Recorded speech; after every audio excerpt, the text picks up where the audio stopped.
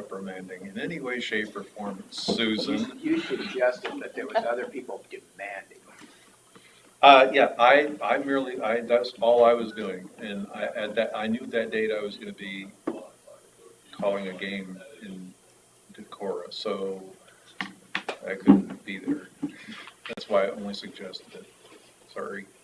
Well, it just shortens our Tuesday morning meetings. So. That's true. Yeah.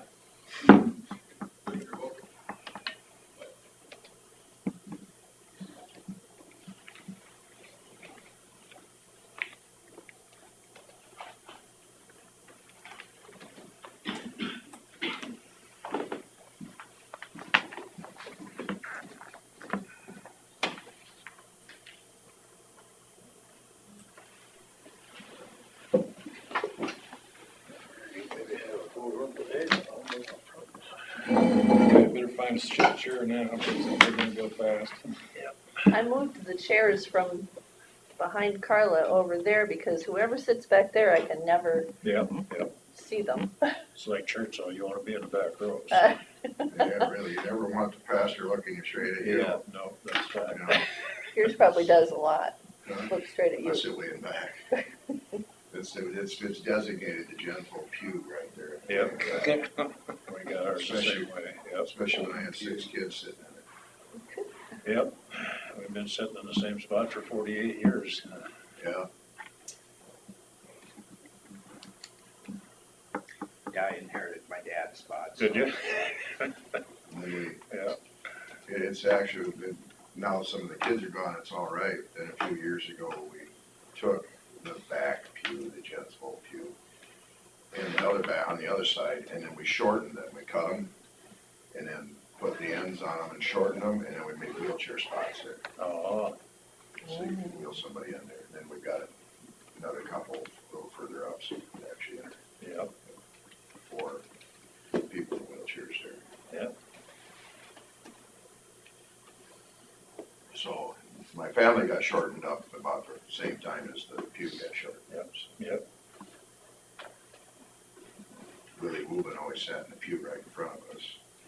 And the kids would crawl underneath and go sit with him because he always had gum. Yeah. Willie. Did the DNR lady get a hold of you? I think so. Should check your missed calls, because she was, I didn't get a voicemail. Lots of times if I don't recognize the number, I don't answer it. she's been trying to call you. With a phone number, Oh, about 1 minute. So, lately I've been relatively busy. I think it might be on the downswing now. There's nothing wrong with doing what you do. Trust me. I don't answer half the calls that come in. I just hit remind. Yep. I just look at it and say, oh, that's one of the numbers you don't answer. Good. I was sitting in here with the insurance people last week, and I get this Tasmanian freight. This sounds really bad. Call her after the meeting. I've been waiting for cabinets for 3 months. Yeah. Sure enough, it was in advance. That's quite a good name. Say the Pledge of Allegiance. I pledge allegiance to the flag of the United States of America and to the republic for which it stands, one nation, under God, indivisible, with liberty and justice for all. We're just gonna have to make a resolution on how we say the pledge of allegiance, whether we're gonna continue through or everybody Do just. we need to have a scrolling thing up there that has it all in Yeah. Oh, one? here you go. Yes. Consider for approval of minutes and agenda. I'll make a minute. Maybe I better let you do it. I'll make a motion to approve the minutes and agenda. I'll second it. A motion by Jensvold and seconded by Derby to approve minutes and agenda. All in favor, say aye. Aye. 9:05 a.m. Discussion with possible action regarding DD 92. Not quite 9:05. I, Go to number 3. yeah, I don't know. you have anything for other drainage matters? Well, I know that Adam Nicor is here today. But is that more the road? Well, it's both, Okay, but I believe that we're gonna talk about that maybe later when Scott gets up here. yeah. I'm not sure. Otherwise, I don't have any other drainage matters right now. Okay.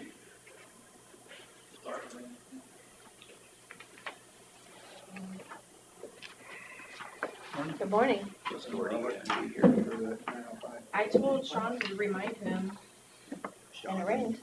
and then Is Sean here? I haven't seen him.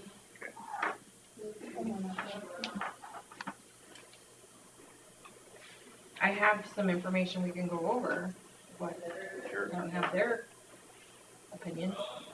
Okay, you wanna do that for us, Chris? Yeah, is it 9:05? Not really. No, it's not. It's 9:02. We just aren't gonna action on it until after 9:05. And then, Good morning. Would you like to do number 7 quick? Sure. Consider for approval semi-monthly county claims. I hadn't seen any issues in there. I'll make a motion to approve the Sunbelt County claims. I'll second Motion by Kirby, seconded by Jensvold to approve the semi-monthly county claims. All in favor? Aye. Motion passed.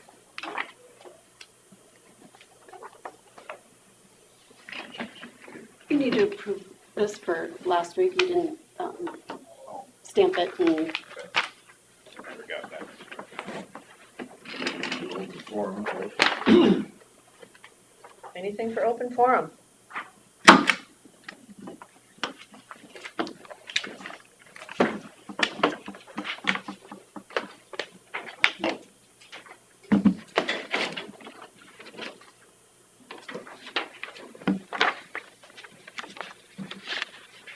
This is from last week, then?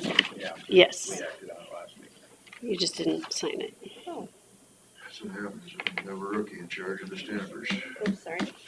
It was a shuffle of the pages that went awry. Oh, is that what it was? There was that, All right, thank you. I can understand that. It's a big responsibility. Is it like- I think I mentioned it. Just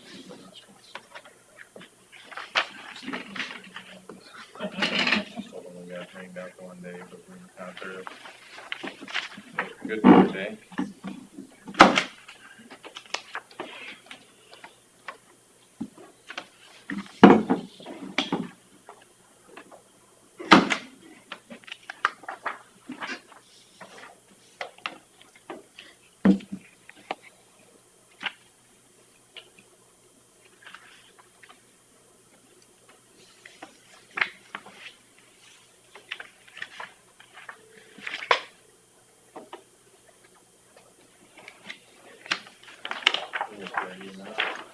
I'm here for EMS, one.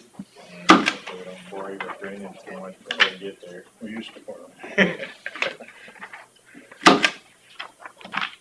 Got some stories about my grandma back in the 50s when they didn't get along and dynamite was used, in the old days and all kinds of stuff, so. Drainage is kind of like a lost leader for us to get people here. Oh, yeah.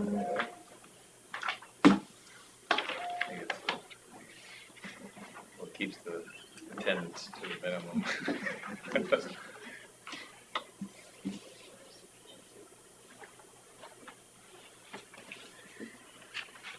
Is it 9:05? yes. It is. Sorry. I was texting Sean to see if he was coming. He did send me an estimate, which I did forward to you guys. He had 325 feet. He had thought that we were gonna keep it a repair and that we could, do something, but I'm not sure of. I didn't think that was an option. I thought we were doing the whole length the whole time. And we were going to get an engineer. It was always gonna be an improvement. That's the way Gordy indicated, right? Right. So what I did was I took his 325 and also made like 450 feet, did 750 loads of dirt like he had thought. he'd had a quantity of 10 for leveling, and I put 25 then if he went the extra footage. And I did $1,000 for seeding instead of 800, just kind of guessed what it might be, and added 15% to each of those. So if we did the 450 feet, I have an estimate of $89,987. 987.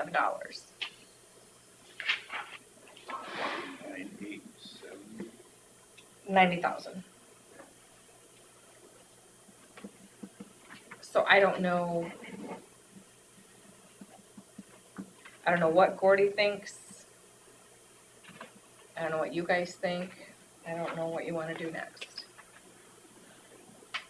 90,000 is still under our bid threshold, which means Helgeson could still do the work. But we'd need to hire the engineer first. When would, when would a remonstrance come into effect? After engineer's report or before? After, because they would give the true estimate.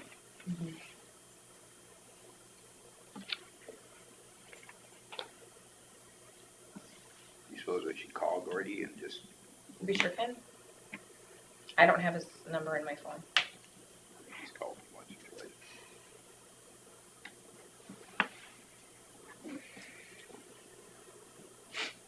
When you called IDDA, It was they an made it improvement. clear that it was an improvement. Yes. Yep.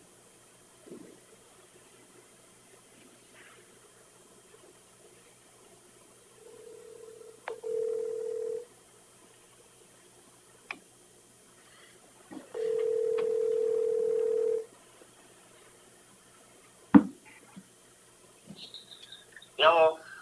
Gordy, this is Terry Derby. Yeah. Say, we're at our board meeting, we're talking about that DD 92. Yeah. Did you get the numbers from Chris on, okay, you didn't get them. I Unless, haven't seen anything. All right, let Chris explain it then. hi Gordy. Hi. So Sean Helgeson gave me an estimate. He originally did 325 feet, but the total length is 450. Okay. The IDDA said it is an improvement, so we do have to get an engineer. So I took Helgeson's report and added about 15% for engineering fees, and it's gonna be about $90,000. Okay. So our first step would be to get the engineer, and then he would do that legwork, get a report, and then we would do a public hearing based on those estimates. Okay. Is that okay with you? Well, I think it's okay with me, but I should maybe ask a couple of the other people that signed the note, you know. Because it's either this or we stop the project altogether. Well, I don't think it wants to get stopped. So then the only choice we have is to get the engineer and go forward. It could stop later. Yeah, it can be remonstrated by the landowners after Yeah, the but engineering Can't report. can't this get done next week or something so I can talk to the other guy who signed the petition? Sure. Yeah. You bet. If I'd have known this sooner, I would have maybe got a hold of some of them, but Yeah, Sean was supposed to tell you to come today, so I'm sorry that didn't happen. everybody's too busy. Okay. So if we All right. can hold off till next week, that way I can talk to Hansons and Flugums and the rest of them that signed and make sure they want to go forward. But All right. And then will pretty you, much sure they do. okay, and then will you call me and then we'll get it put on the agenda next week? Because I think there's some Yes. other items, so I don't know what time yet. Yes. Okay, I thank- will get back to you. Thank you. Yep. Thank you, guys. Yep, thanks, Gordy. Yep. Bye. So we're gonna table this till next week. With possible action then. DD 92. We're at number 4. Approve the resolution to designate EMS an essential service. Do you have the, I do.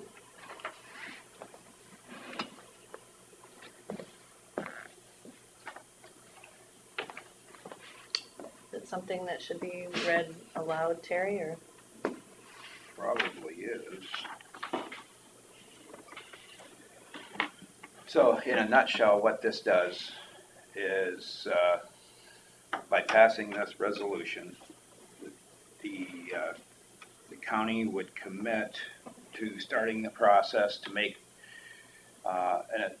EMS an essential service, but along with that, they have to appoint an advisory council to determine what the costs are gonna be that need to be generated in revenue.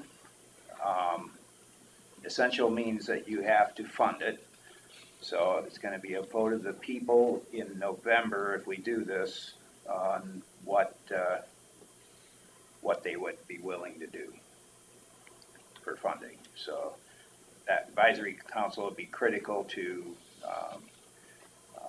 coming up with valid information that people would trust, and I think it would be in the best interest of the county to be able to vote on that in November.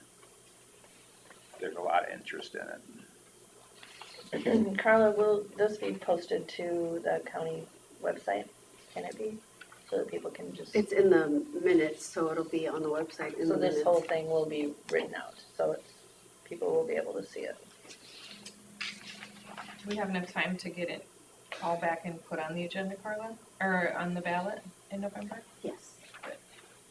It'll be September 6th is the last point that we can get it on. So we would entertain a motion to approve the resolution to designate EMS an essential service.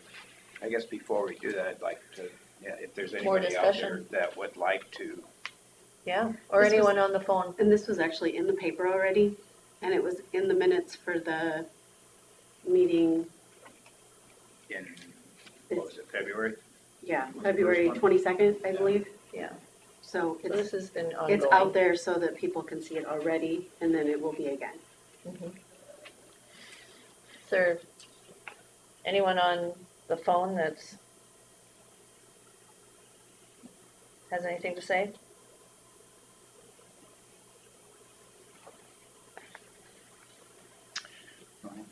Hearing none, I'll make a motion to approve the resolution to designate EMS an essential service. I'll second it. Motion by Derby, second by Jensvold to approve the resolution to designate EMS an essential service. All in favor? Aye. I Motion passed.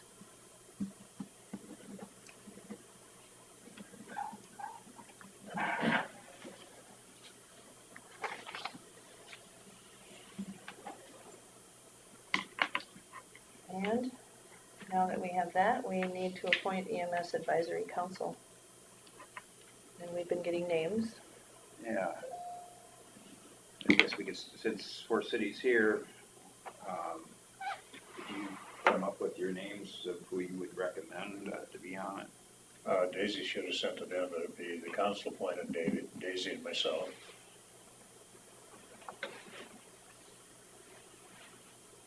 That was done a couple council meetings ago. Do you have an alternate then? I don't think so. To keep it moving forward, we were hoping if anybody's gonna miss anything, they'd have an alternate. Well, we have one, yeah. Okay. Because we'd like to, it'd be nice if that alternate was included on the minutes Okay. being sent out and meeting notices, so they're up to date on what's going on.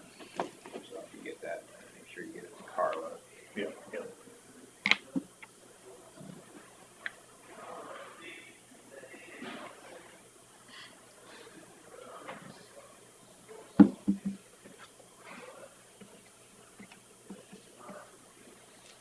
Do we have the Buffalo Center area names? Did send you any? Nope. Did not? Nope. Yeah, I mean, get up there and talk for years. How about Lake Mills? Lake Mills one I shared with you guys, Yeah. both. I got quite a few names on there. Yep, but do we need to just list them all now so I that think we? originally we had talked like 3 from Forest City, 2 from Lake Mills, and then 1 from all the other towns, plus a representative of the EMS So service. Candy Hanna was one from Lake Mills. Now, and that's on for the city? And somebody else would be representing the EMS over there? What was the list? I sent it to both of you guys. Do you have it? I don't think it indicated one way or another, it just said. Oh, it just said a list of names. It was Hagenson, Ostrander, Price, and, Can you give me first names too, please?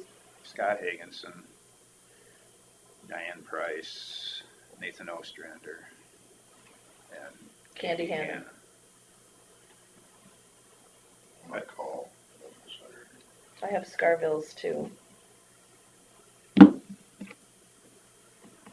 so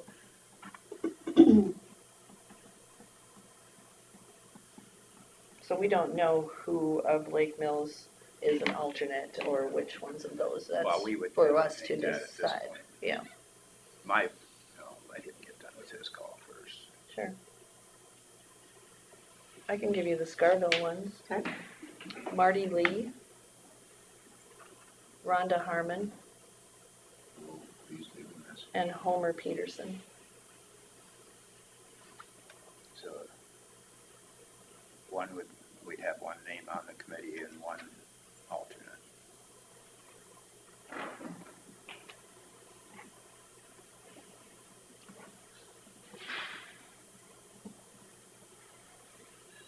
Did they give preference on which one they would like to be there? I think Rhonda would really like to do it. She just doesn't know how time consuming it is. Well, that's where the alternate would come in. Mhm. But I think she'd have a lot of valuable information. She would, She's a nurse, isn't she? yes. I Practitioner. gave you the one from Mike the other day. And then we need Thompson too. What would, Rick was who? Mathiasen or something? Yeah. Hey, is it Beth? Vicky? Nope. Beth Matheson? Yeah. Matheson. All right. So Thompson? The mayor's gonna do it. He didn't offhand have a alternate, but I think he will come up with something later if he does. Okay, so then we just need Buffalo Center And Leland? and Leland. I know some names that were talked about Buffalo Center, but I haven't heard that they actually did. Who was doing Leland's research? Didn't hear anything from him. Oh, Maybe we need to call them. okay.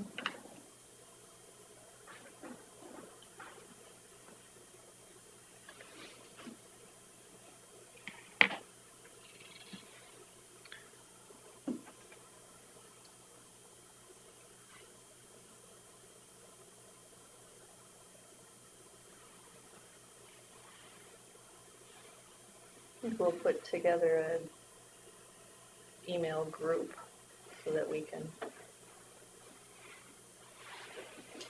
organize. Yeah, just a second. Okay, go ahead. Yeah, I just have to text message to, we can have all. Who to contact in Leland? Who's the, I put in Leland City Clerk and I was starting to dial Mississippi. Donna Rispy.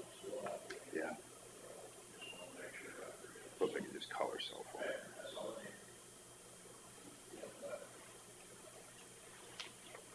only one representative from Thompson? He didn't have an alternate yet. There'll be one representative on our committee. Lou Ann Howland was very interested at the meeting in Buffalo Center. So we could put her name down. Who's the mayor, Thompson? Mike Helen.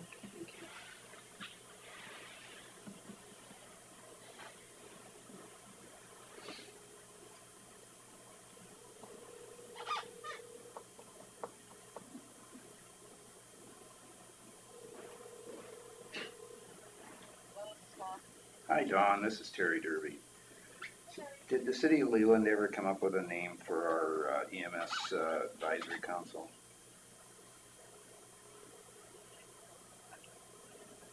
You didn't get an email on that? Okay. Well, we were hoping for just a name thrown forward to serve on the EMS advisory council to determine what we would need to fund EMS as a county issue. It's part of that EMS essential service thing.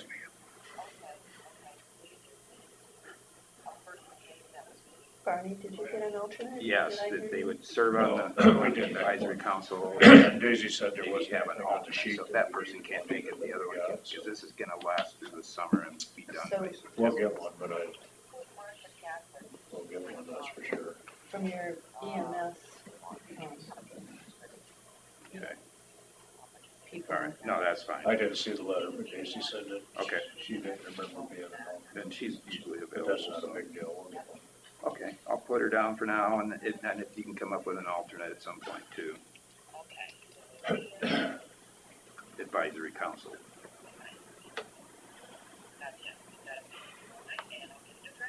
Okay. Thank you, Don. Marcia Kassler. Oh. Because she serves on another committee that related What's to the that, so. name that Joe shared with us?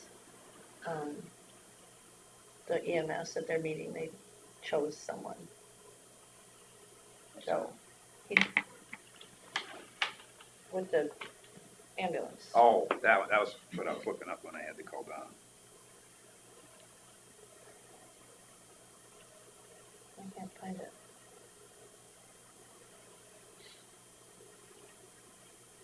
Who's the gentleman that spoke at the meeting with Spencer? glasses? Joe sent out, Joe Klukow is the one that sent the message, I think.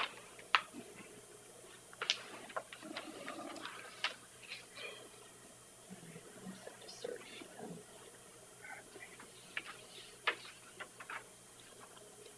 Oh, here we go. Thomas Gaither.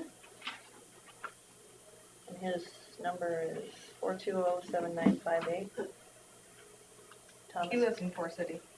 Gaither. You don't want numbers. Oh, I'm so sorry. Gosh, guys, sorry. That was the wrong number, right? That was the wrong number.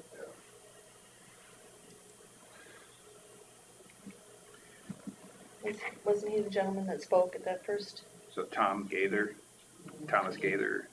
Don't say the number like I and did. Joe Klukow will be the alternate Yes, from the Fort City EMS.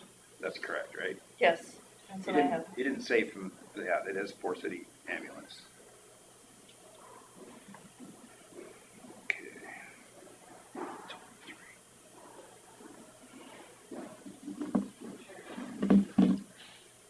Okay. Which ones we're missing? We're missing Buffalo Center then, and Yeah, they don't,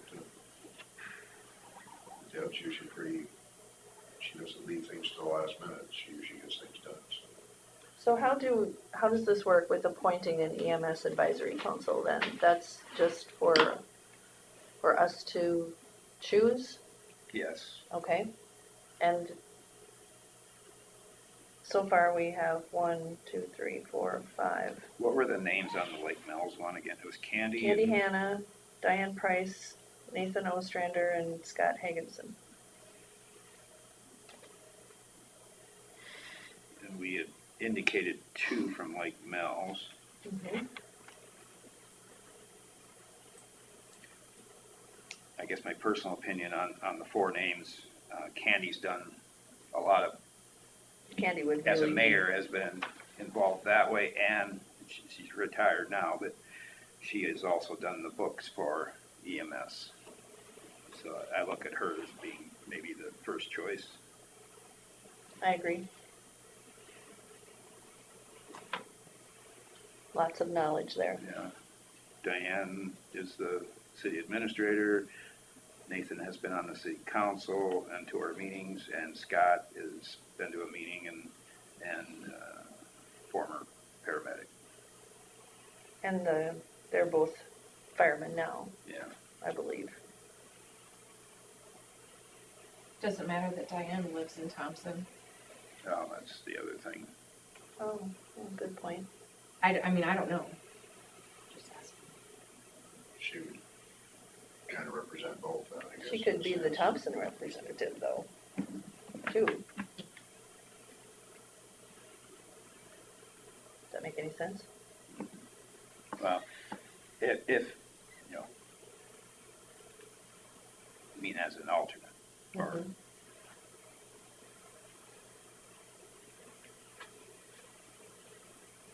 Yeah, I guess, so who would you put on it in as the other advisory council then? From Lake Mills. Yeah. Scott or, Scott has talked to me a number of times about it, and he's got ideas. so maybe if we did Candy and Scott as the council, and the alternate would be Nathan, and maybe put Diane as an alternate from Thompson. That makes sense. She technically doesn't live in, she lives rural, across the road from the town. Yeah, is that out of city limits on Yeah. the other side of the highway there? So she, Yeah. kind of a rural person, Yeah. but she used to be the city clerk in Thompson, so. That makes sense to me.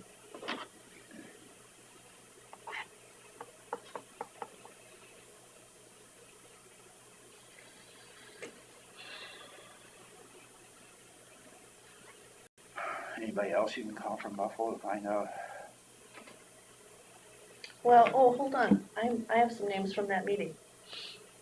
Oh, I have the names that were, The Rhea, or Ree, yeah, Mackenzie Reedy. She's on the Mackenzie. ambulance. She said that she would be that volunteer. She was- The EMS person? Yeah, Okay. Mhm. and then she was gonna talk to Brian Blodgett about being a representative. I probably have his cell phone number. Kinsey Ree, Why yeah. don't you call him, see if he's willing to do that? Yeah. Well, I didn't know, I wanted to touch base with the cities first to see if they had something. Well, they knew it was coming. Well, I'm giving them till 9:30, Okay. thinking maybe that. We could the table, office doesn't open until then. That's the first time I've ever gotten a message at the office. we could move to a different one, wait till if you get information. It's close enough. I'll try.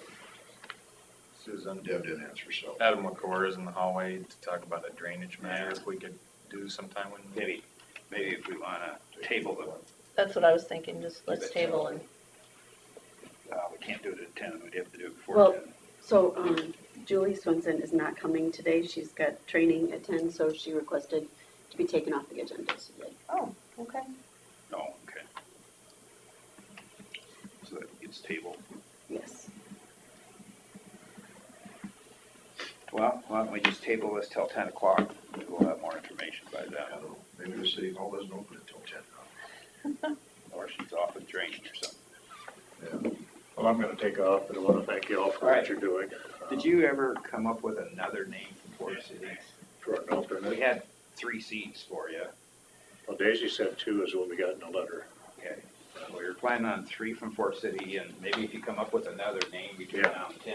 Yeah, she had the letter at the council meeting, where there's 2 on that letter, but we'll get one, that's not a big deal. We're kind of going by population and by Right. area, so we want both represented well. So Yeah. we got, and then the other one, a rural one that I had come up with, Todd Lewis, who's outside of Fort Yeah. City, but that would have been a rural one. It may work in somewhere else. Have you talked to him though? Huh? Have you talked to him about? Yeah. Sir, okay. If he wants to be an alternate, we can probably do that. I think he was gonna serve, but he would be a rural one. Rural He would one. be a rural, it'd be nice to I have a would say rural. probably Spencer if you wanna put him down. If that's kosher. Okay. Well, we already have Well, Thomas with Joe as an alternate. We'll juggle things around and see what we have. Okay, I put Spencer down. We've already had one meeting between the service and us and bouncing around ideas Okay, and he's been attending all the meetings, so. all right. All right, thank you. Yep. all right, well, let's go to Scott, Ethan. We'll call it drainage matters. Back to number 3. Okay, Does it have to do with one of our drainage districts? Yes, Okay. and so Chris and I have been visiting about this, and Adam McCord is here as well. So I didn't get a chance to send you guys anything on this, so we're going to explain it here. So I gave you maps of drainage district number 49. And Adam's property of interest is far right here where it says Lat 1A. mhm, And if you go even further east, where I've kind of drawn that arrow, there is tile draining property from his land. And then there's no road crossing. And then there's a tile that picks up north of the road in the Thompson's property. So what he came to us with is he'd like to put a tile under the road to connect the two tiles, because right now on his side it's just a intake that boils out of the ground. They were looking for a tile and hoping there's a tile crossing, but there isn't already. So if you remember, any questions on that? Okay, so if you remember, we approved a policy for crossing roads with drainage tile to kind of expedite the process. However, this tile crosses drainage district boundaries, so that program doesn't work. But the consolation is then we revert back to Iowa Code 468.600, which outlines a process. Basically, the process is he, as the applicant, needs to develop an engineer's report outlining the area served by this tile, all of the affected landowners, and then describe the size and location, route of the tile, kind of a brief engineer's report. And then the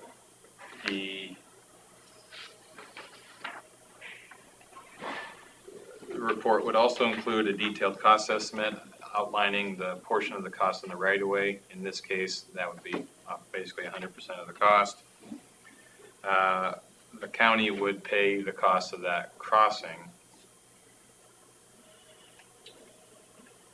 Before the work is done, there need to be notice served to all of the affected landowners and a public hearing held, and then the board would need to approve the project. Once the board approves it, when we can go ahead and do the work, and then afterward, the engineer's report is then filed with the properties and also with the district.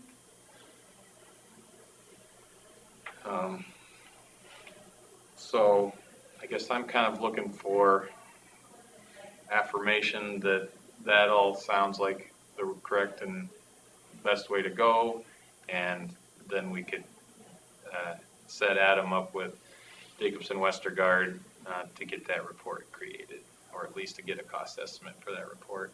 Would this be something where we're gonna cut the blacktop or bore underneath it? We would bore underneath of it. It wouldn't be a big tile, just somewhere between 8 and 10 inches, or 12 maybe, or less. I don't, depend on what we find. He's got information. The page 2 is the tile that he has, and he has 2 6-inches and a 4-inch tile that drain to that location. But it would probably depend more on what Thompsons have on the north side of the road as to what size we would choose. Most likely we'd go with a size up from the downstream tile. And on the north side, it's a private tile? And on the south side. So Adam, in talking with Scott yesterday, you would continue to be in District 49, even though your water's going to then flow outside of it, correct? I think so, from our conversation this morning. Right, otherwise, what would have to happen is that you would have to have that reclassified if you were gonna take your water out of the Just more district engineering costs. for him.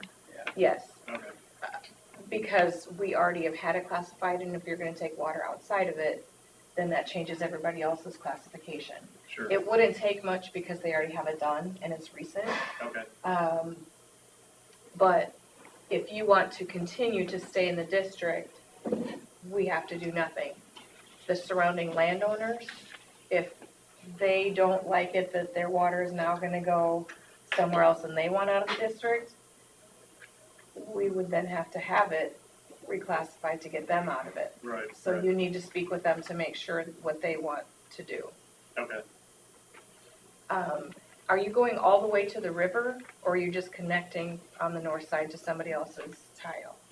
Yeah, we're just connecting to the north. We're basically just gonna bore under the road to drain the water from the south side to the north side. and then it's okay with the north side people. Yeah, I talked to Tom Thompson last week and he was on board because right now we're surface draining onto his side, so we would both just assume put it under the ground, you know, prior to it going onto his property. So Tom is, Super. he doesn't, yeah, at that time we were still looking for tile in the ditch, hoping there was one there to connect to. Now that there's not, I need to let him know that the next step is we're gonna bore under the road to connect the two. Gotcha. Yeah. So, is the tile on the north side then, does that go all the way to the river then, or dump out? That would be my guess, yeah. I don't know. I don't know Yeah. either, cause Well, it's private, so I need don't to- know. I can get with Tom and see if I can get a tile, if he has a tile map, yeah. I should say, the one thing is, past the border of DD 49, there's no district over there. So he's not going into another district. He's going into kind of a no man's land. Cause it Area- just all area go, drainage. that water all just goes to the river anyway. Yeah, if that were the case, it'd be more complicated. We'd have to fix both districts' classifications, but in this case, we don't. I'm thankful he wants to remain in the district, that just helps. Well, at least we can focus on one step first. Yeah, So I've offered to work with him and Jacobs and Westergaard to make sure that they get put together what they need for our case. So that's not 1A that's on the other side of the road then? No, Farther to the west. what we're talking about is further. it's on the screen up behind you. With a, His property is what, is it here? Yeah. Yep. That left. Right there. Yeah, here. I'm sorry, it's hard to see there, but, yep, so it goes like basically right there. This district boundary has not been updated to the current classification, but to get here, you have to go through kind of a high ridge here. So is there anybody It could be other done. than Tom Yeah. Thompson that goes, On the north side is Tom's. I don't believe so, no. I think it would be only Tom, yeah. just Tom? does anybody flow into your private tile? Here's your old. No, maybe a little bit from the south. Would any of that acreage go in there? Yeah, the acreage. I mean, there will be. Yeah, we did hook, there is some old tile in there. We hooked to the new from, Brett Torkelson's acreage there, yeah.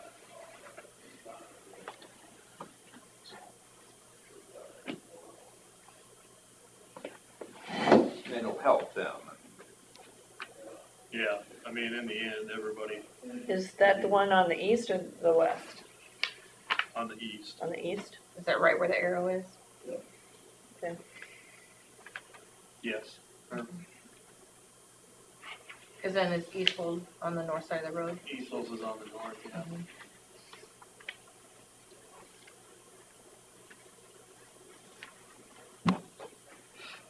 So what needs to happen today then? What are you wishing for? I don't think it takes any formal motion, but I guess I would like everybody to kind of nod in agreement that that's the next step. Then he can take off and get something put together, basically an application to the county that says, here's what I want to do, here's all the information you need, and then you can approve the project and we'll do the public hearing and everything. And we can get the work done and record the proper information with the properties. So the actions are later down the road, I think. So is this the first one that we've done since we approved? We did one last fall with another landowner, and that worked fine with the actual cost share and expedited process. That worked fine. I was hoping that this would work again for that, but no such luck. Correct me if I'm wrong, Scott, but this one, I pay for the engineer's report, you guys pay for the crossing, correct? That's right.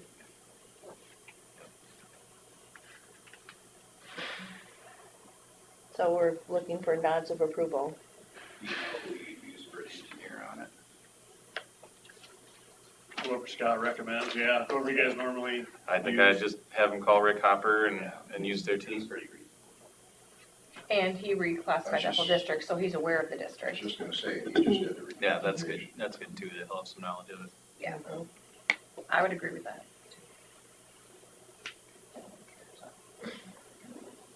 So we'll just work back and forth to try and get that moving then.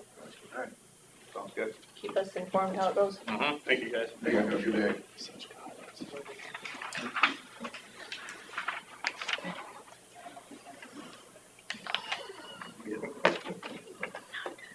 Okey-doke. You have some secondary road matters, Scott, number 9? Somebody taking too much to guard. Secondary road matters, sorry, is that where we're on? Yeah. Yeah, if you don't mind. Mhm. One thing I'll mention this week is Eric and I are working on finalizing plans for the, call it heavy maintenance, light construction project south of Lake Mills on R-74, and also the 2 stub roads headed to the Worth County line, past Rice Lake, and also the one toward Joyce. The scope is hot in place recycling, which we haven't done before. I can't remember if I've explained it, but basically the process is to take huge infrared heaters mounted on trucks, pass them over top of the surface and heat it up, add a rejuvenating agent and pack it back down. It's a pretty quick process, and it's quite a bit less expensive than cold in place recycling and overlays. Hopefully less than a third of the cost, and hopefully will buy us 10 years. We'll either also put a microsurfacing or a slurry or a chip seal on top as a wearing course. That project is planned to be let this early winter and then be built in the hot of the summer next summer. 23. The whole width of the, or depth of the pavement, or just like the top layer, The top 2 inches, top 2 inches? and they'll do it half at a time, 1 lane at a time, and use pilot cars. So pretty easy for traffic to move around there too. I'm excited to see the project. We went and looked at the process in Butler County to scope it out. I haven't had a project like this before, so. How many miles is it? It's about 14 if you include inside the Lake Mills city limits. And they're interested as well. Eventually would need to get them a detailed cost estimate and then work out a 2080 agreement similar to the one on the north side of town. What's this average of mile? About, it's a moving target right now, right? Yeah. But the last job that Butler County did was about 75,000 a mile. And if you look at our 300,000 a mile project we just let, there's significant savings compared to that. It's not that invasive, but if we could get even 7 years of life extension, I think we're making economical choices here. What attributes of the road would lead you to think this is the way to go? Sure. So we had major blow-ups a couple of years ago after the spring thaw, or kind of during it, and so we had to do about $50,000 worth of patching that year. And when we started developing this project, we thought that was going to be the case every year. And of course, the last 2 years now have been very dry, and we haven't seen that. But if you drive slowly, just like north of town, if you drive slowly, you start to see all these little hairline cracks that kind of form an alligator skin, right? That call it alligator cracking. And we've had a couple spots where potholes have formed, and they're only in the surface. They're shallow. So we think if we're treating the top 2 inches, we can get ahead of the degradation problems of the road. And I think for most people, if they're driving full speed, they're wondering, well, this is a pretty good road. Why would we even mess with it? This is, like I said, heavy maintenance, light construction. It's kind of in the middle. We're trying to get ahead of what we think in a few years it might just fall apart to a point where we need to cold in place recycle it. And we think if we do this work right now, we might push our reconstruction date 15, 16 years down the road instead of 4 or 5.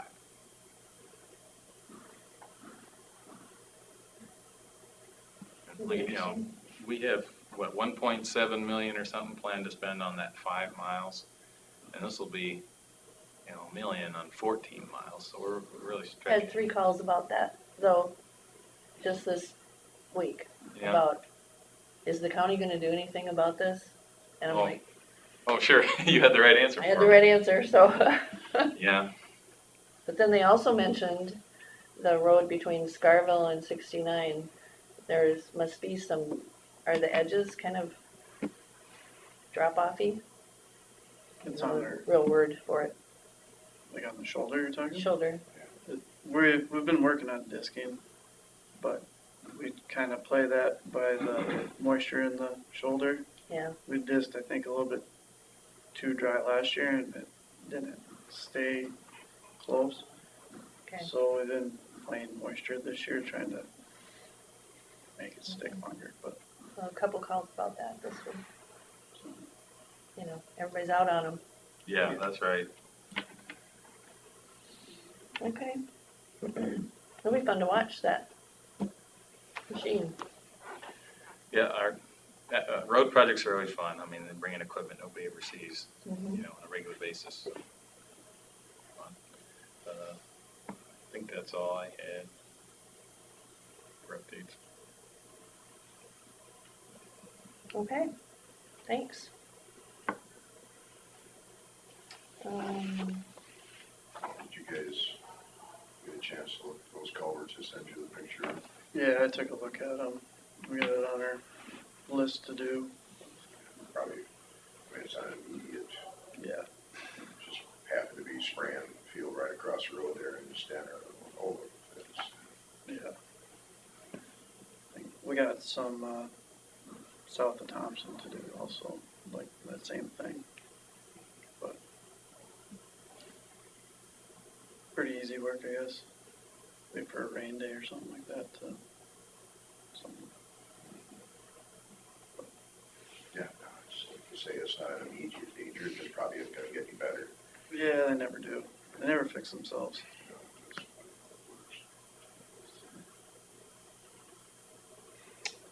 Okay, well, if we're done with secondary road, we wanna go back to EMS Advisory Council, the info.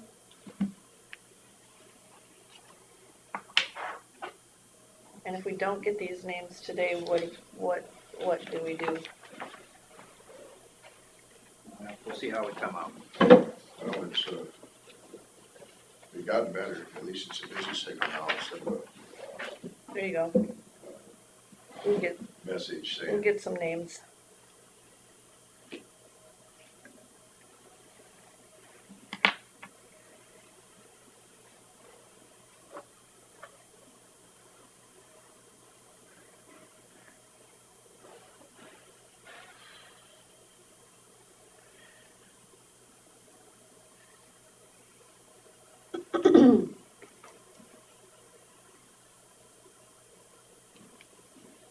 So we can't go to number 10, right? Because you have it at 10:15. I suppose technically we can, but everybody here wouldn't care. Do you have everybody here you want? I'm Bill, I'm the one-man show today. That's what we need to know. Let's do that, if that's all right with everyone. We'll go to number 10. Riley Lewis to discuss gravel pit negotiations. Okay.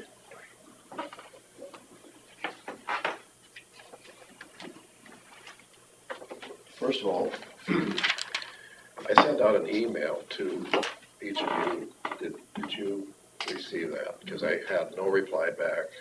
I didn't know if I went into a blind or anything, so everybody got an email. So the reason why I'm here today is I'm kind of filling in the blanks a little bit that I've been hearing on the, watching this on there, and I felt like I needed to come in and explain our situation and the way we look at it as a taxpayer and a voter of the county to see how the business is going on. And so I thought I'm gonna be short and sweet, it's to the point, there's, you know, you wanna argue about it, you can argue, that's fine amongst yourself, but I think we're pretty well where we wanna be on this whole project by doing it. And so I've got a handout, if you'll accept that. This is kind of a summary.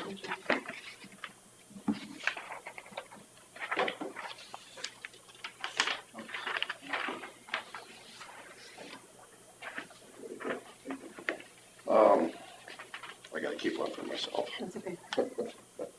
So this is a summary of kind of what I wrote down last night after we shut the planner down of things that I'd like to have gone over. And basically, some of the positive bullet points of what we have out there and this whole package coming together. First of all, is that we've got quality and quantity number 5 gravel.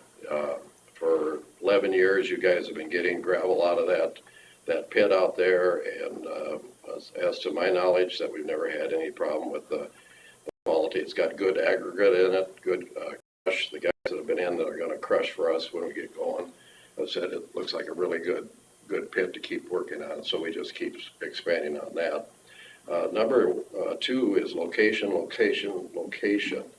And I got looking, and behind Carla, the pit is 1 mile off the center line of the county. So it has a nice fan for central location. The only way you could have it better is just up here by Thompson to be in the center of the county.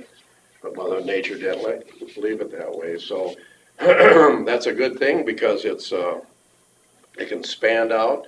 We all know, and I'm going to talk about trucking, and trucking is costing a lot of money these days with fuel and equipment, replacement equipment and everything else. So the less time that you can put on the road on the trucks, the more savings it should be to the county.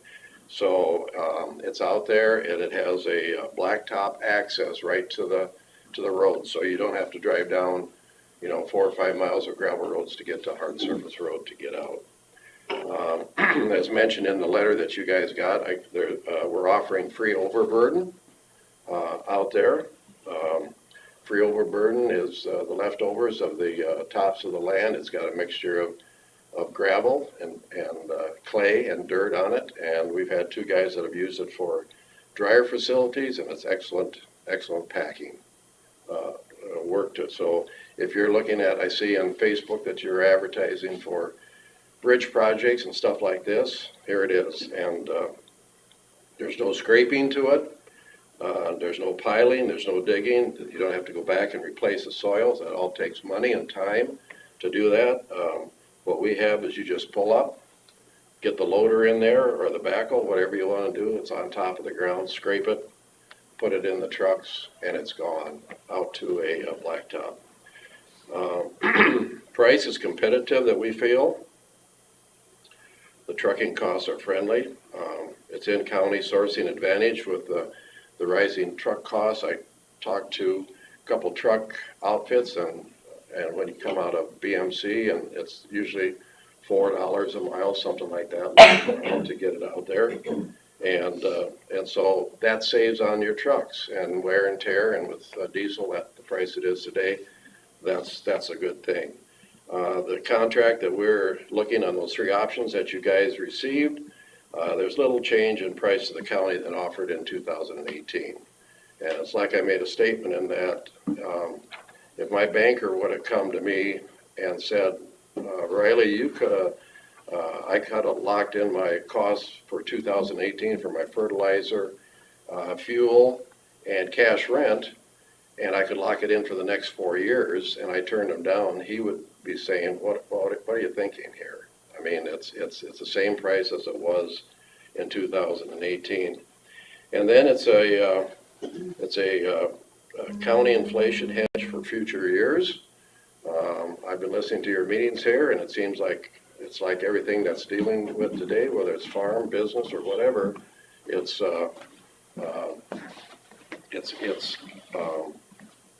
everything is going up. And Scott talked about the blacktop at Lake Mills, and I mean you fill up a semi and you put in $900 worth of diesel fuel in a semi, it just downright disgusting when you have to plug those things out and put them away. So what we're offering this is a county inflation hedge that you guys can put into your budgets, and for 4 years. And I realize that gravel is a road, is a major expense for the county. And so this is a hedge for the county that we're satisfied to give. So, and then I started looking at the on the bottom and number 5 gravel on the ground, and at the last meeting it was mentioned that there was a bid in Minnesota for $8 a ton. We're putting it in at $6.50 a ton, and Winnebago County is coming in at $5.09 a ton on the bid. You can see there's 20% difference between those bids, and we're right in the middle. Minnesota bids, and that Minnesota bid would also, with our contractor, he said that's in the St. Ansgar area, and that's kind of a going rate for it. So we're basically, close to 20% underneath that open market bid, and so you can see how those bids lined up and how we think that's fair. And then I went over and I compared the Winnebago land. When you take a gravel pit and you're farming it, and you take that gravel pit out of production, you're basically taking out that land value. And when this contract started with the county in 2010, the land was $5,443 an acre. And when you renegotiated this new contract that you're just finishing up with, the land price in Winnebago County was $7,105 an acre. And today, the latest summary came through, it's $9,786 an acre. So price of land has gone up. Once you take that acre of land out of production, all you have is a hole. And so we're just, this is kind of the summation of what we have, and you know what you got. You don't have to go exploring for gravel. It's an active pit. It's producing good stuff. We feel the price is right, and we desire a long-term relationship with the county. When we started with this, we had not offers, but we had inquiries about going to another county, and we just basically said we'd like to just stay with the county here and provide for that. So that's what I've got to present. It's short and sweet. And any questions? How many acres is your gravel pit? It's about 60 acres. 60? Yeah, and I'd say there's probably maybe 15 acres that are out of production right now.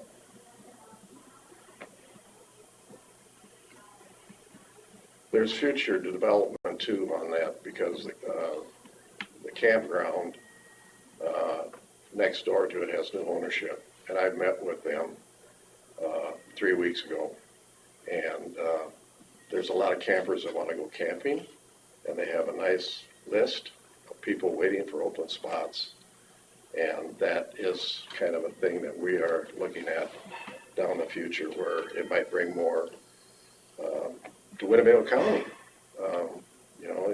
I think they have 120 campers out there, and they told me what the possibility could be. And 85% of the people today that want to go camping want to be by water, and so water is a good thing. And so we want to clear that out and make it available so that it can benefit our county. And so that's everything that we do. We're in county here. We support the county through many things through the years. It doesn't leave and go to another county. It's right here in Winnebago County. So I really don't want to say too much about that, but I think everybody knows what that's about. So, but anyway, that's what I know that Falk would like to know, I think a week from this Friday, because he's setting up the schedule for fall. If this goes through, he wants to get as much as he can on top of the ground. And so he's, Falk Construction is from St. Ansgar, been in business, he said 100 years. This year his dad had an old Model A or type pickup truck and used a shovel to haul.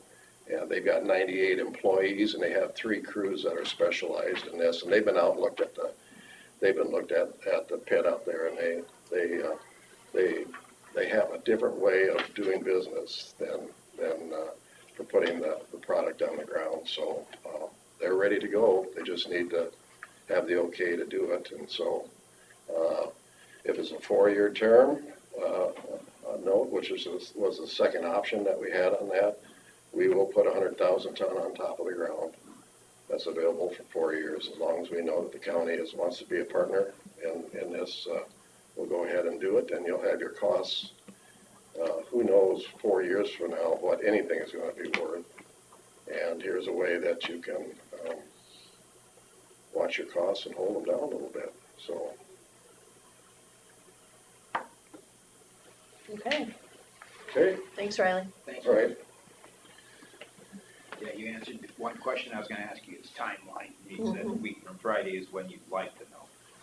By Friday he says we can waffle on that, but he says we got projects going here, and he says we need to book these things in, and he says we were hoping that we could be out. They had a breakdown on one of their main deals, and they could use the one. They said they would be there crushing right now if this thing could get taken care of, because he said we wanted to get in there early with the crews, and he said I had the men, like I said, 98 people on his payroll there, and so he said that as soon as he can get the okay, he said we'll plug it in the line, and it was always kind of farming out in that area. The farmers out there would always say, you're going to crush gravel and you're going to pump that water out of that pit. That's going to take our subsoil moisture. And at one time, the county was pumping it into the drainage ditch. And I remember I was probably about 14 years old. And I went along with Dad to that meeting that met with the supervisors on site.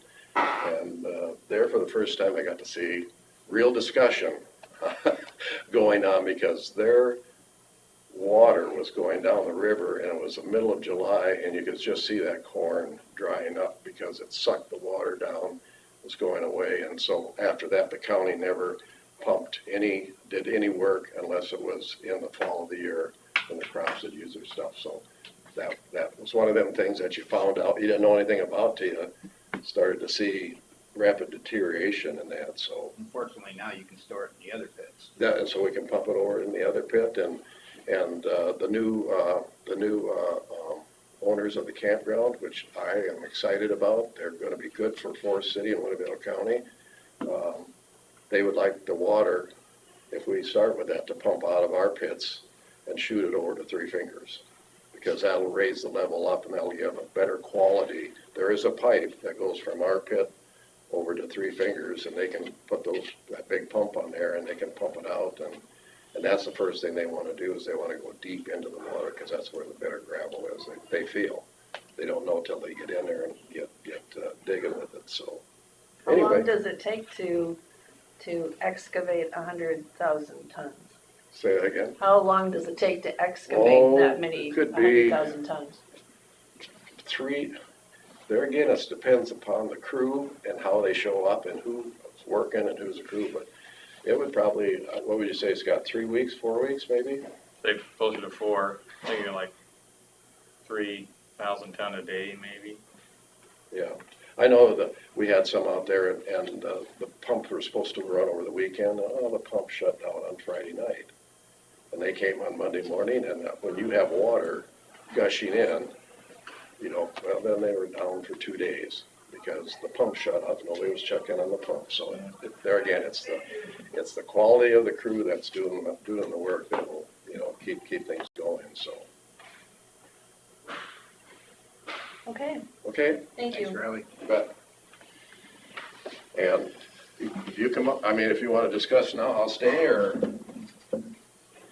if you want to tackle it later, or I think any thoughts right now, or are you still putting together information?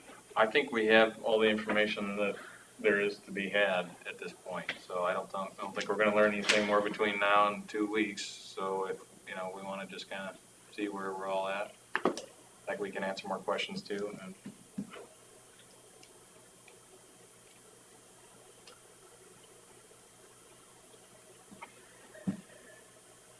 I think everything Riley said is, you know, we agree with, it's true. The gravel's been good quality, and the overburden is something we would use for projects if it makes sense to haul it, depending on where they are.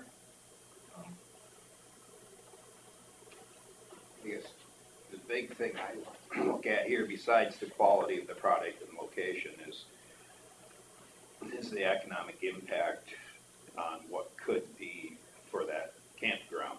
Expanding that campground means a lot of dollars to the area for sales tax and economic impact. It can't be an entire part of our decision, but I think it should weigh on it a little. It'll increase the tax base, it's no doubt, Yeah, that's gonna increase especially if they're gonna expand. yeah, that adds more to the property tax dollars too, because of the infrastructure they put in. I know through the years at the campground out there, they have a list, and normally it runs anywhere from 25 to 45. So if you pull your camper out and you don't want that permanent party status, it'll be, next weekend, there'll be somebody new in there to take it. And so that's what they're looking at, because like everything else, the quantity of the campground can add things. And Three Fingers has a little different style than some of the other campgrounds for camping, and they take care of themselves, and it's a good place out there. And when you see the transients, they call them, the ones that pull in overnight and they come in with their Winnebagos and their big outfits and the Jeeps behind them, they come to spend money. And so that's down the road if we can get things going in the right direction. So maybe you could talk about your costs and risks over and above just the per ton crushing cost from Falk. I mean, is there other costs as the landowner that you'll be incurring? well, we got to permit it. That's Falk has already gone and done that, and so he's taking care of the whole thing for doing that. So I imagine we'll have to probably put a sign up there, but pretty minimal, Scott. What's due, we'll be ready to. We're keeping it locked up because we have people that like to, especially from the campground, they think that's another trail to go out, and so then they go out and do their thing out there, and so it's a whole different business. So it's I appreciate your time, and hopefully we can get into a partnership where we, I thought about so many times people do contracts with cost of living.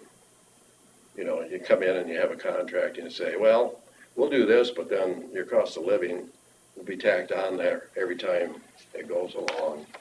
And I guess I just like to keep things simple. I don't want to pay more taxes than I have to, and I like to spread that out over the years. It makes it good for the whole situation. It makes it good for you guys instead of coming out with one big solid chunk. And I don't know.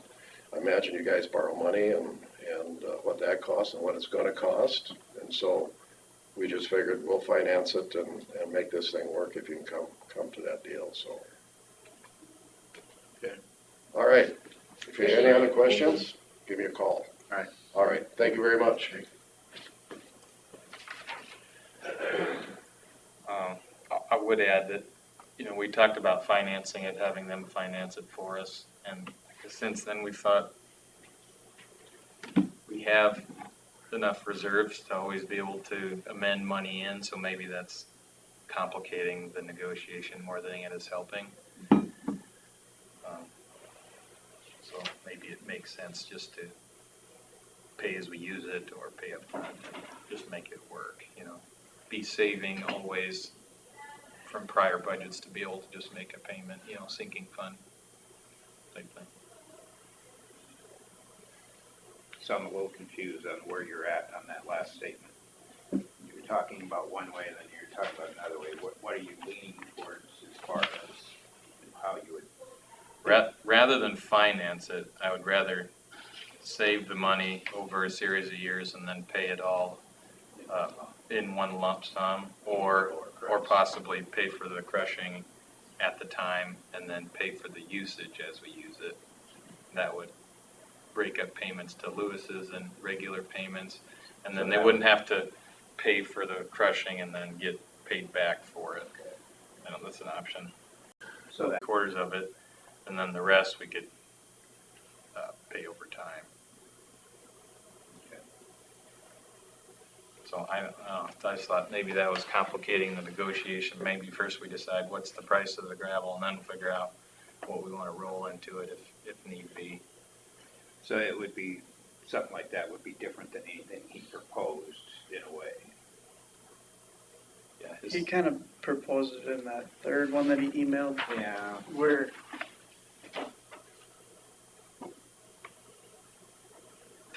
he said the county could buy 100,000 ton at $6.30. It basically paid up front, $6.30. So the discount is 20 cents a ton paid up front, huh? I talked with Todd yesterday, and he said he doesn't have as much say in it. I mean, Riley is Yeah. the one, but I think if we paid for the crushing cost up front, paid bulk, and then every year after that we paid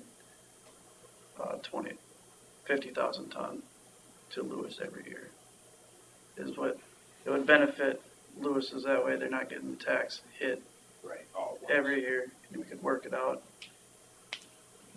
on however December, January worked for their taxes, what they wanted to be paid.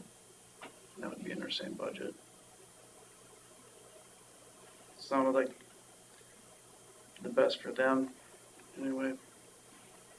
Definitely doable for us. We're not doing interest and all that stuff then either.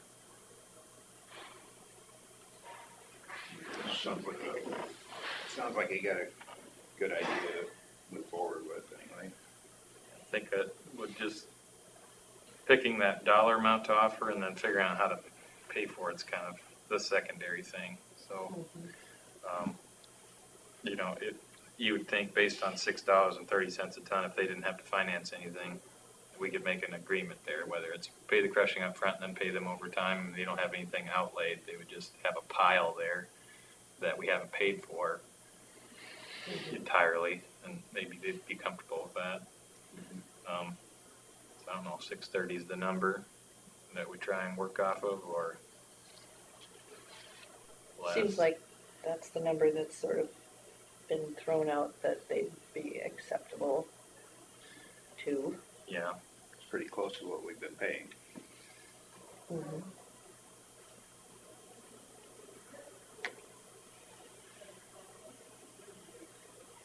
like our main resistance to it was that we felt like whatever we decide with Lewis's this year kind of sets the stage for the next 30 years worth of prices. You know, we'll always take this one, look at construction prices and see how they're increasing, and that's how we'll make adjustments in the future, most likely. And so this is kind of the only time to say, here's where we think it should be. But we'll take the wishes of the board and BMC in the last 2 years has gone 32 cents every year up. So in 2 years, you're at 64 cents a ton. Is that about 5% then, or? was it 3 or 4? 3 1 year and 4 the other? So- That always depends. They just send us a notice every April that says, here's what the price increase is. You know, we don't have any negotiation over that. All we can do is like we did this year for the first time, basically buy ahead, Kinda- pre-purchase. Pre-purchase negotiated a little bit.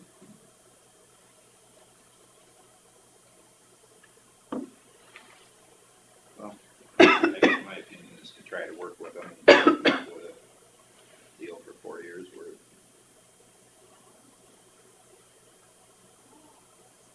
I agree. I think it's a good way to keep it in the county, and hopefully we can create some new infrastructure at the same time, and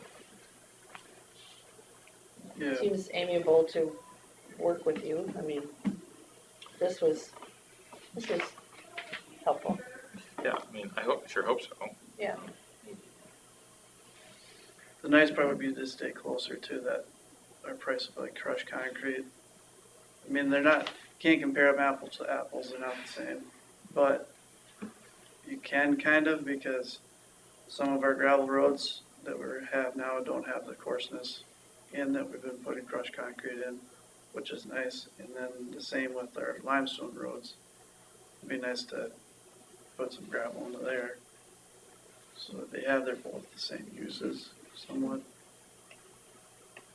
But the farther away you get from that crushed concrete, if it's higher, it makes us want to do more crushed concrete than gravel. And how much do we have of crushed, what's the availability? Lots, unlimited? Adam and Matt have a good pile out south of town here, just a little ways, not far. How many tons could you make from that pile?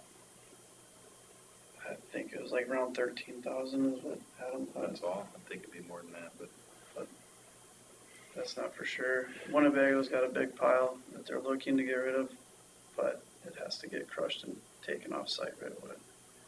I don't know where you are with Fleet or anything, it's just too high price. he hasn't been around, I guess, to visit with us about Got a it. big pile out there, I know that. Where at? That is, West of town, Yeah. Thompson. okay. Every time he's had material there, he's told me it's sold already, but he used to talk to us about it, and I haven't heard from him. Jans has still got a pile there that they're, it seems like it grows every year. Bunch of concrete to crush up in rake, I think, and in school. And I believe there was some that came from the elevator too. A bunch of the elevator get hauled down to Thompson. Is that where that's at? At one point, you might have heard the rush. Yeah, no, it's gone, so I'm just pretty sure I heard that he did. He got a portion of it anyway. Some of it went out elsewhere. I like the idea of mixing the two and, try to make both of them work better. The crushed concrete has a more limited availability than gravel probably, so it's, Yeah, probably. I mean, whatever you can see now on the ground is kind of what there is to make into crushed concrete. Gravel pit is, I think he's done course and checked the whole property to make sure that, there's a good supply there too. But until you have it in the pile, it's hard to know what you got. I know this Falk is a pretty good contractor. Seen their work. Yeah, I mean, they have limestone pits too over there. We'd buy from them if it was a little bit closer. Right. yeah.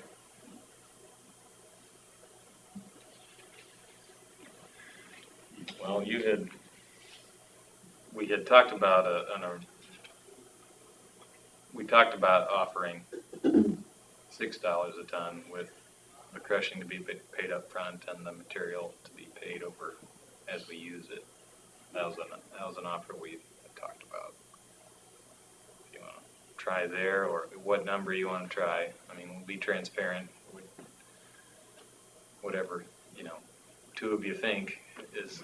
If you contract what we got now, they've been going up 30-some cents every year.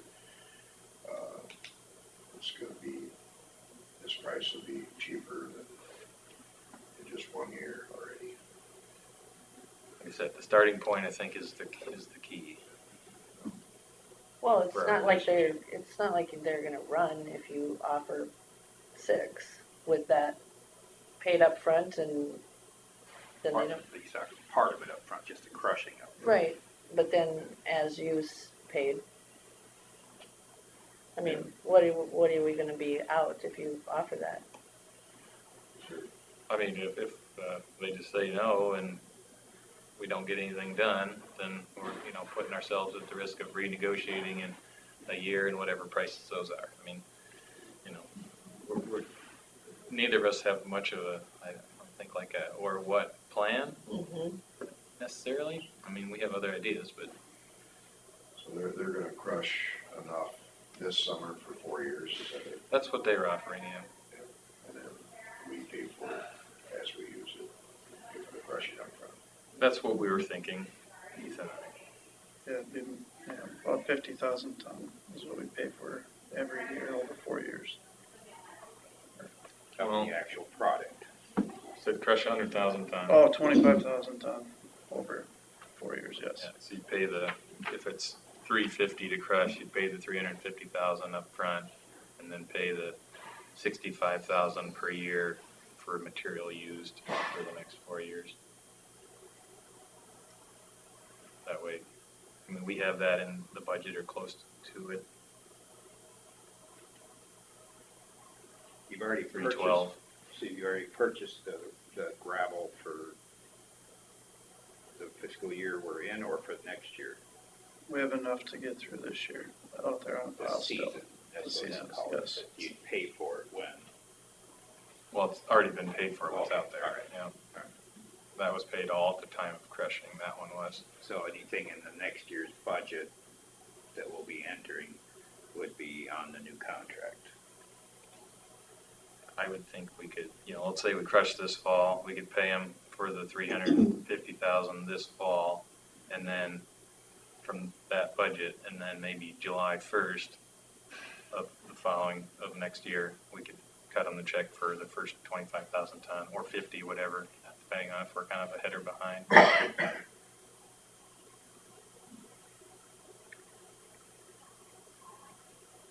I like the way that works. Yeah, I think it works well for us too. Then we do gotta find big money for the crushing, but it isn't 650,000, it's only 350. Cutting it in half, that makes a big difference.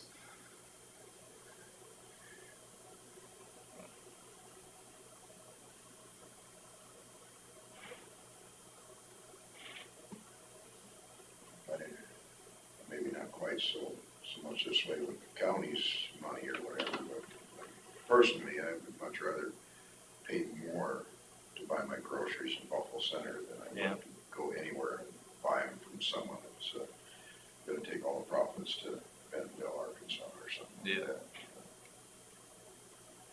Yeah, there's definitely something to that.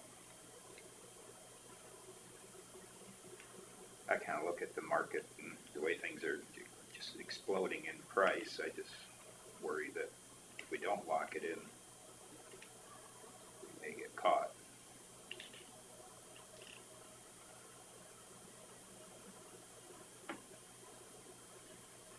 So I think we should give them an offer that we think is kind of our best foot forward, rather than go back and forth a few more times. So what is that price per ton? And then we'll try and structure it like we talked and see if they agree to that. 630?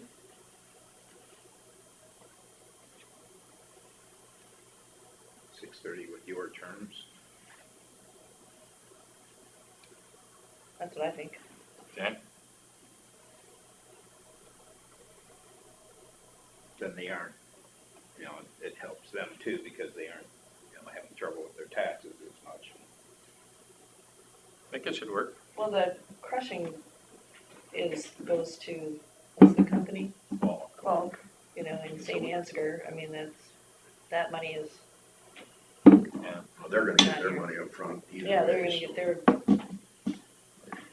Or right away, either way. I guess that's what I would make the offer.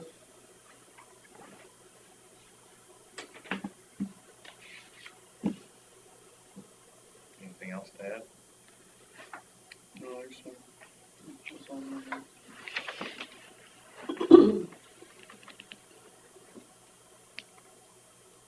That's what we'll do. All right.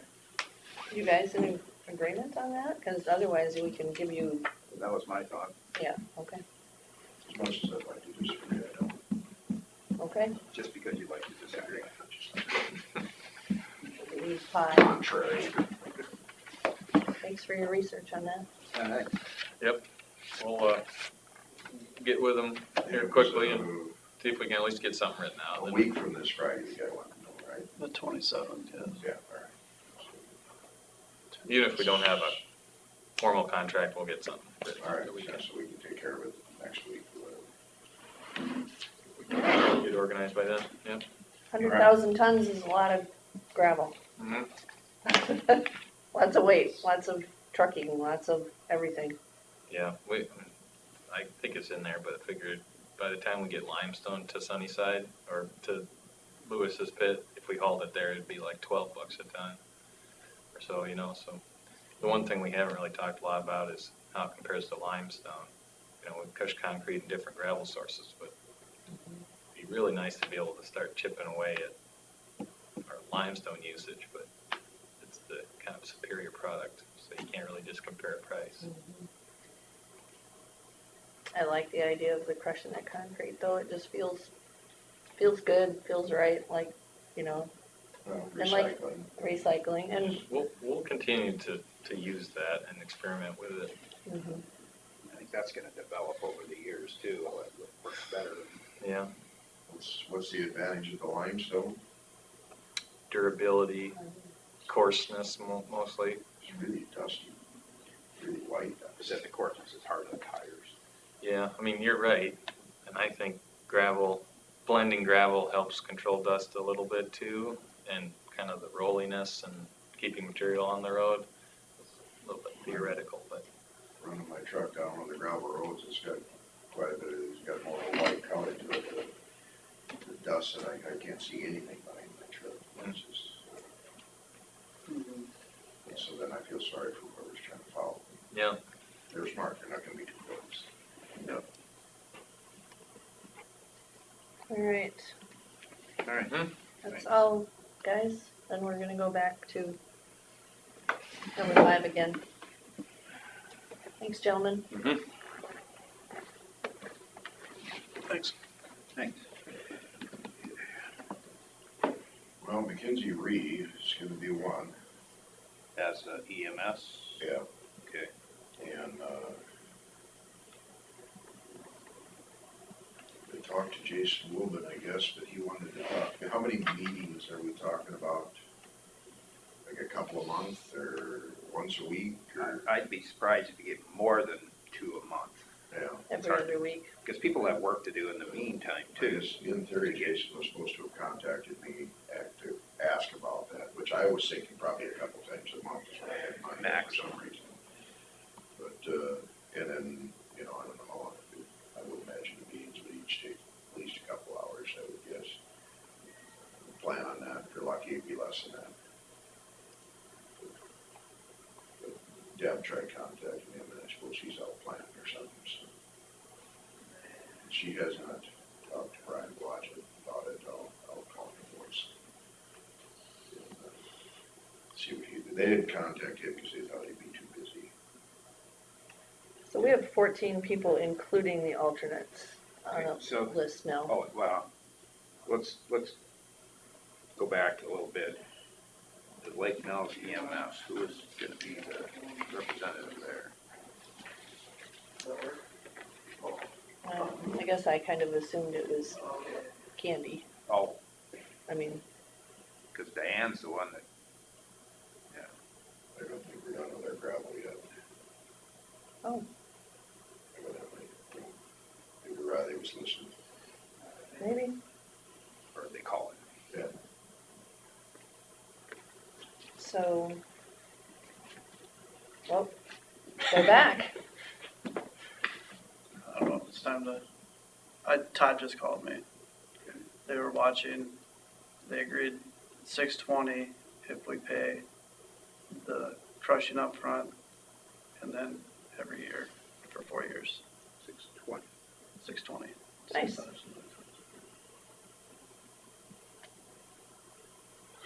Works. It's a win. Good. Thanks for the news. All right. Is it All right. on the agenda to approve anything, or No, just discuss? That'll be, have to be, yeah, that's up to you. we'll write it up. All right. Very good, thank you. Thank you. All right. So, back to the advisory I'm council. gonna call Brad. I'm going to run that way for a minute. You could walk. So, Terry, let's go through the list. Yeah. Or are you just I'm writing it putting down? it on a bigger sheet now because I ran out of room. I understand.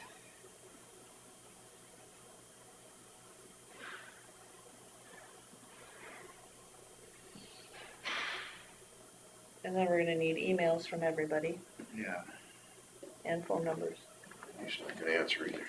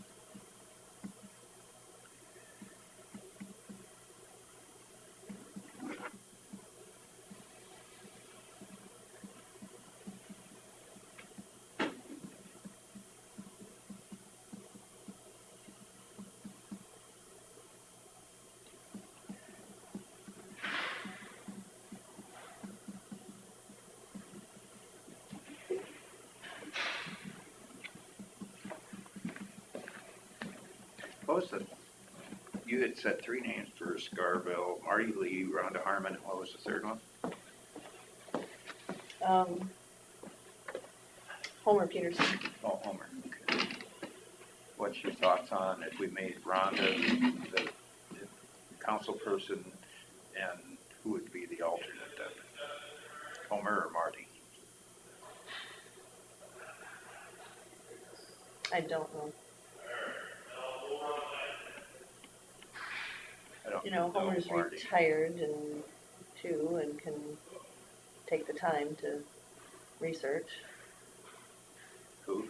Homer. I don't know Marty. I don't know if she's still working or not. I don't know.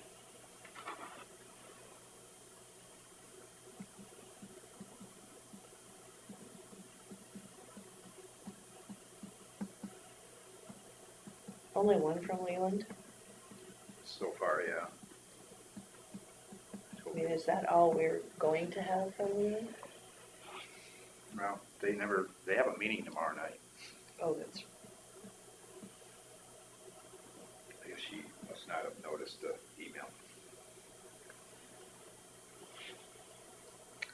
Thompson, are we putting down Mike Howen for now with Lou Ann Howen, or, We had talked about Diane as an alternate. yep, It kind of depends on what all we come up with. I wanted to see where the whole picture is looking right now. sure.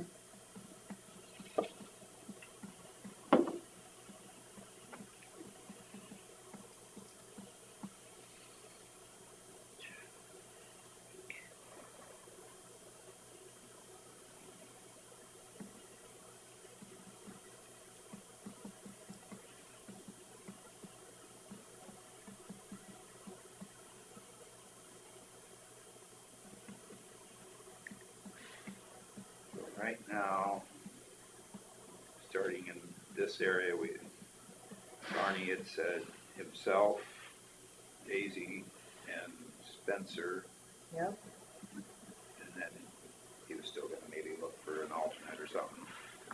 And then we had Thomas Gaynor with Joe Klukow as the alternate for the EMS portion. And we had talked about Todd Lewis for the rural part of it. oh. Okay.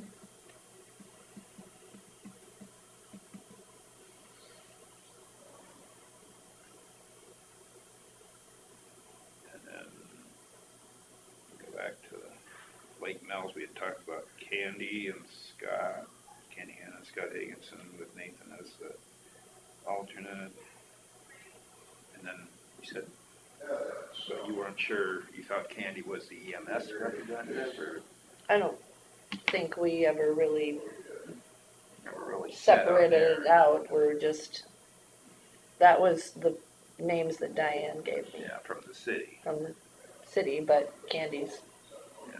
on it, so it could, Maybe even talk to the EMSs to find out. Do you have anybody you can contact there?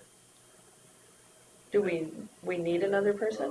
Well, we were supposed to contact the EMS to find out from them who their designee would be, because that'd be separate from the city council. Right. I guess I was thinking it was Candy, but, you know, just because she was on it for so many years that she would have the background, but we certainly still could.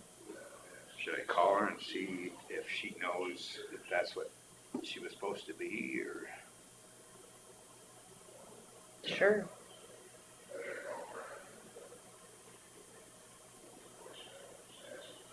Well, otherwise, I'm sure that, what's her name? Beth. Beth Aschenbrenner, you know. So that's why I was asking. I wasn't sure if she had planned. I just didn't know how many each city was gonna have, because if we have Candy, Scott, and Nathan, I'll call Candy.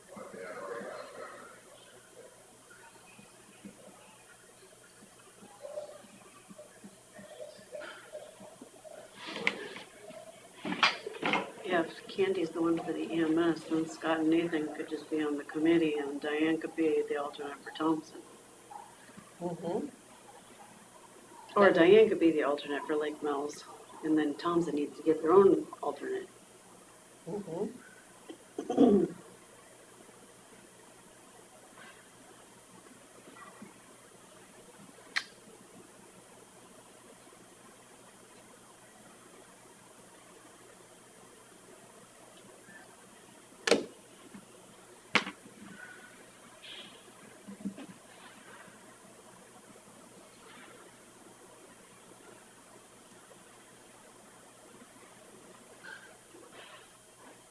and then does Rick get another one, I wonder?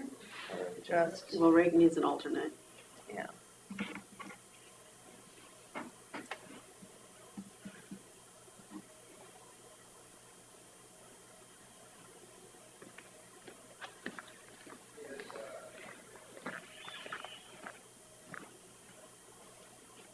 I seem to not be able to get a hold of anybody. And neither can Deb. Everybody's busy, huh? What frustrates me is they all knew they were supposed to have this in by the 10th. I told him, Yep, and I was calling around I left yesterday it up. too. Well, and Troy told her too, because Troy said that she was, Well, the Jason said he tentatively said he would, but he wanted to talk to me, but he never did talk to me, so. Jason,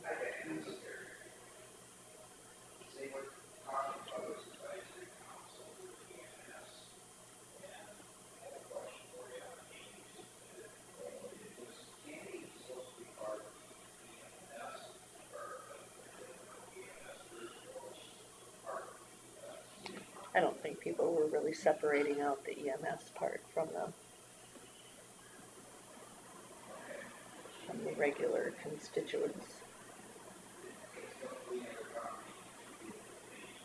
I talked to Deb yesterday, this Sunday, last Sunday, or the Sunday before. She said, council had somebody in mind, that's what she told me. So then they did to let you know, didn't they?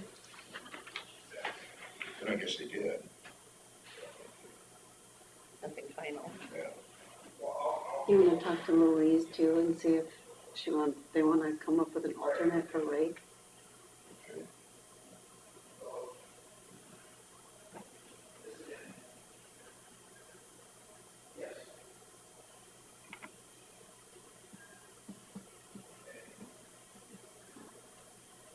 I mean, I truly hope that people that are appointed can make it to all the meetings, because if they don't, it's gonna be a mess. Well, I'm just hoping that the alternates are there too. They just don't get a vote, right? Well, that's not what Terry said. Oh, He was saying that he just wants them to get the minutes and stuff. And that they just fill in, because otherwise there's gonna be too many people there.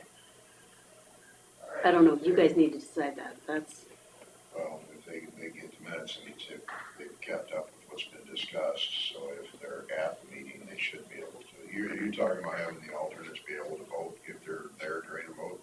If the designee is not available. Yeah. I don't know if I want the alternates there every time just to fill in when the other can't be there. Yeah. But they get all the minutes and the notices of meeting. Yeah, so they know, And they're so up to the- speed on what's been discussed. So the actual council member has to let somebody know if they can't be there to fill in. Does it make sense? Okay, so Diane said that, I didn't get a hold of Candy, but Diane said that Candy had resigned from the EMS before. So she's a council designee. And okay. so we'd have to get a hold of Beth, Lake Nell's EMS or just appoint Beth, Beth. oh, I can't, she's at all the meetings. Ashenbrunner, you mean? Yeah, the other long dark hair, Um, I should know her name. the Felsted girl? No, she's got short hair. Her partner with the long, pretty, Yeah, I can't dark, remember her shiny name. hair. What's her name? Oh, for heaven's sakes. You know, whether she'd have more time than, Beth. than Beth right now, probably. I can't say her But name. if we yeah, we gotta figure out who the other name is.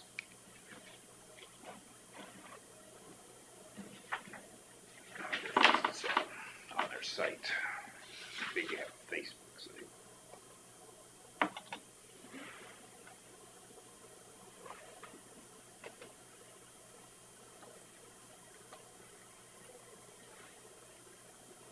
Oh. Cousin got married. Cool. I've got a cousin your age, just got married for the first time. Out in Colorado.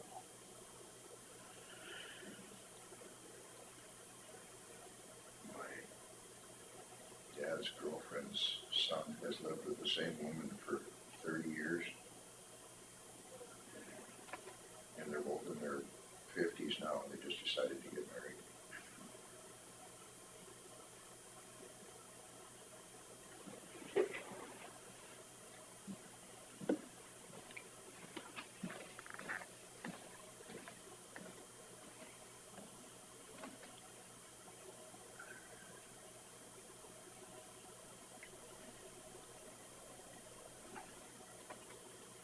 Hi, Candy. Hi, Terry.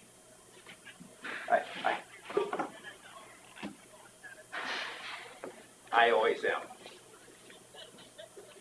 So the reason I was calling it, the city had put forward their advisory council. Yes, so Temple, how are you? Did you know that? When I call, everyone talk to you. The reason I called was, I don't It's so much easier if everybody just did what they were asked to do and got it done on time. I thought I had it, but it's, yeah. Yeah, really. At least the feeling's mutual, huh? Okay, I'm ready. Yep. We're gonna need email addresses for everybody and Okay. All I right. need you guys to email me like Thanks, these thanks, Jen. lists, because I don't know how to spell Bye-bye. these people's names for the minutes and. put a list together. Getting everybody's phone numbers and email addresses are gonna be the hard part. I can call the clerks once we get that together. That's not so difficult. I have the contacts for all of Scarville. So that's not a problem.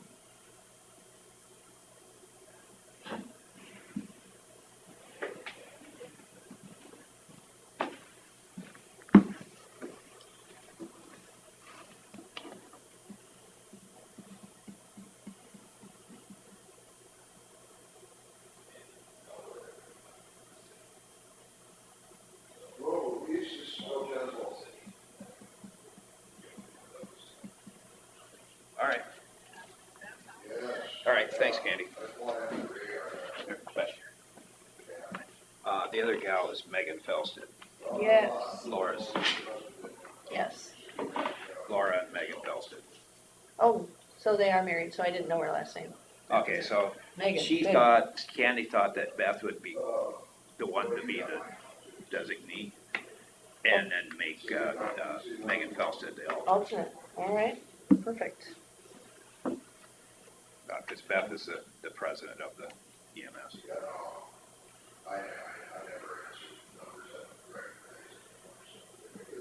So Beth Ashbrenner and Megan Felsted. Can't believe I didn't know her name. I know better. Wow, it's one of those things. I never heard her last name, never noticed it in the emails. I knew Megan, I just couldn't think of the last name.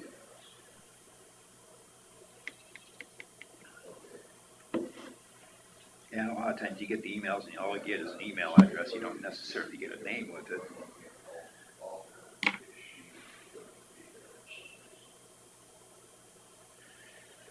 Okay, so now we've got back to the Lake Mills city. We would keep Candy and Scott, and then Nathan as the alternate. Yep.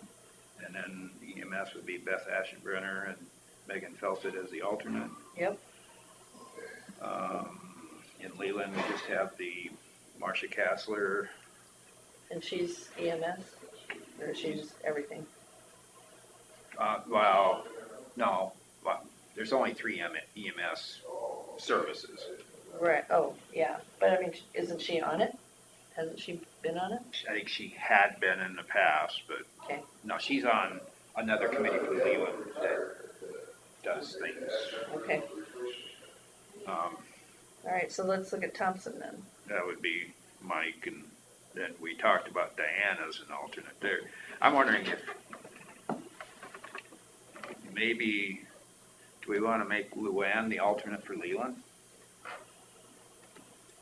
Oh, Instead of, because yeah, it doesn't really matter. I it doesn't mean, really matter, it's a member of the county. Okay, let's do that, for now anyway. Luann.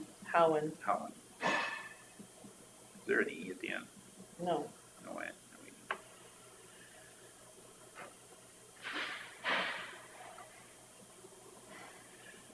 And Diane would be alternate for Thompson. mhm.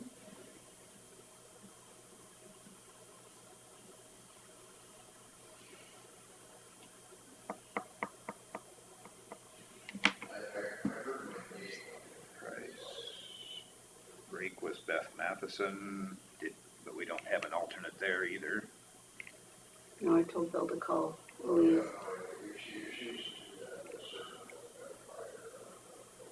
Scarville, we talked about just doing Rhonda Harmon as the designee, so we didn't decide on an alternate. Homer, Okay. I have their cell phone numbers, but no email addresses. Well, Maybe we'll have to share that with Carla before we leave. yeah, we're gonna have to get all the numbers and stuff. And the correct spellings. Yeah, correct spellings of names and stuff.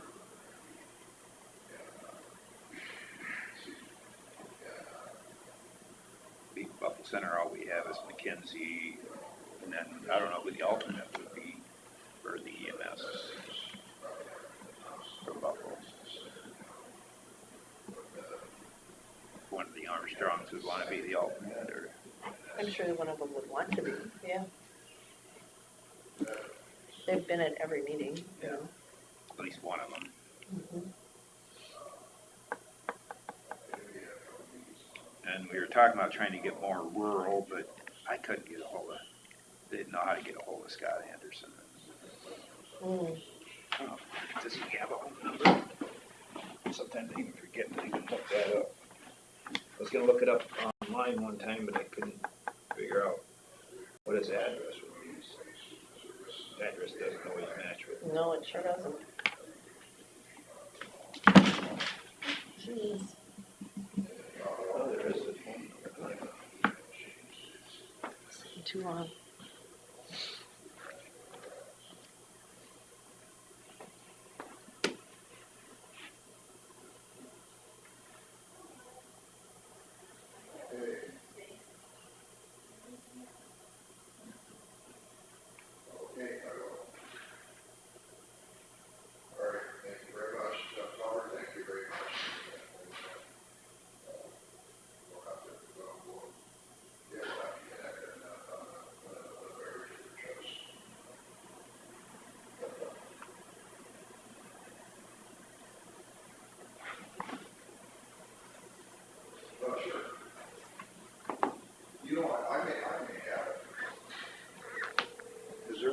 other time, here a while back, I talked to her. Oh, she's changed it? Okay, yeah, from when I was driving school bus, I might have had it. But, okay, I'm ready.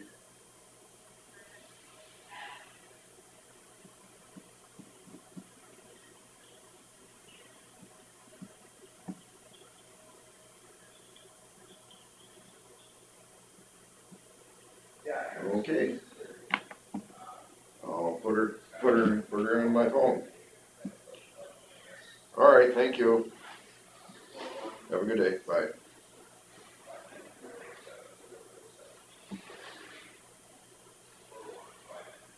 The Rake City Clerk is gonna be the alternate, Vicky, Matthias.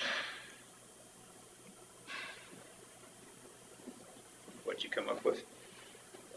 Vicky Matthias is gonna be their alternate, she's the city clerk now. That break. And my guess is Beth will probably make most of the meetings, but Who's your alternate for Rake? Vicky Matthias, their city clerk. And the designee is Beth Matheson? Yes. Okay.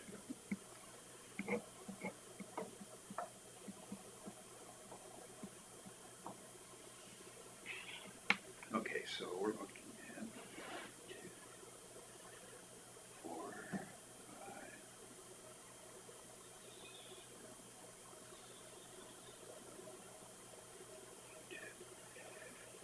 9,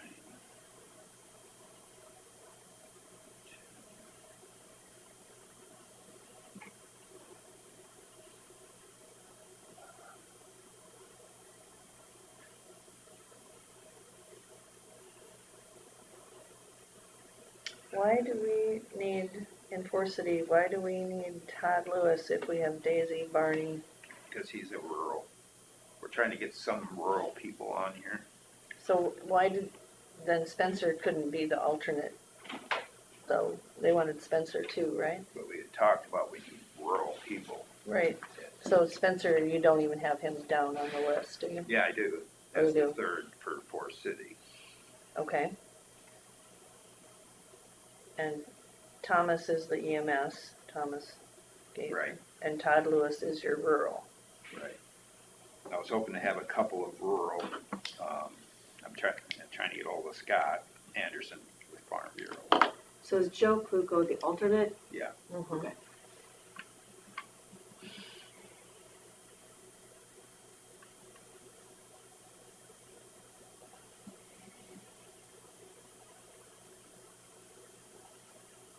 So we still haven't figured out Buffalo Center then. And do you know, would one of the Armstrong boys be the alternate for the EMS?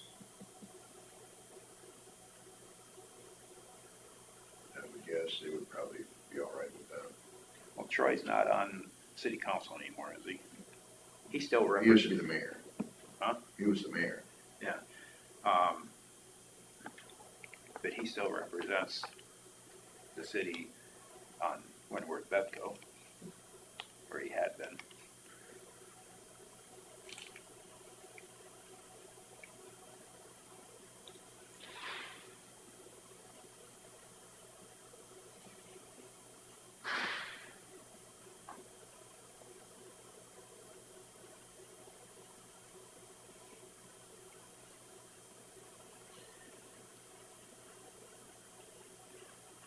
So we have 12. Not including alternates. 6, 7, 8, 9, 10, 11, 12. I asked Troy already, I just asked him. He'd be the alternate. For EMS? Yeah.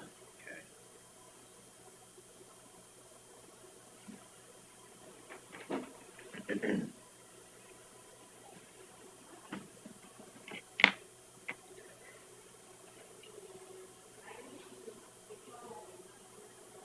Who was the gentleman that came in late at the Buffalo Center meeting? Oh, that was, former cop. Oh, Pat Conroy.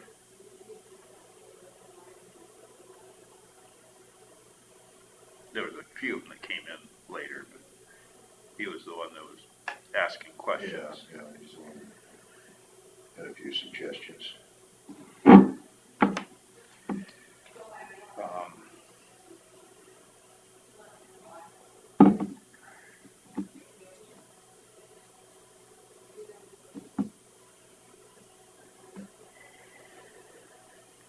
So if anybody has phone numbers to go with any of these, add them to your list so that we can. So beyond this number of people here, we,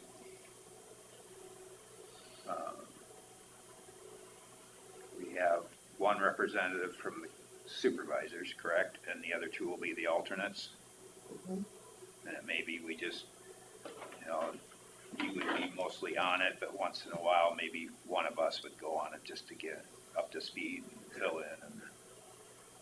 And you okay with that, Bill?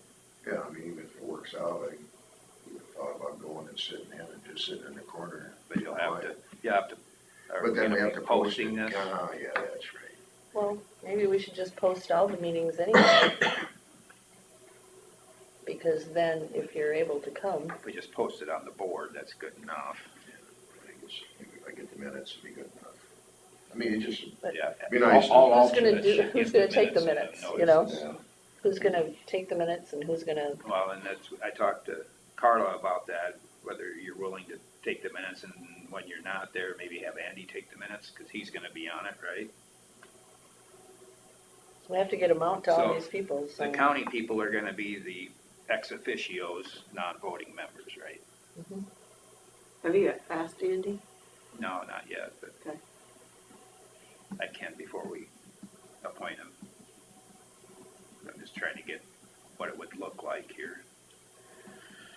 So maybe we should just put Luann on as a member.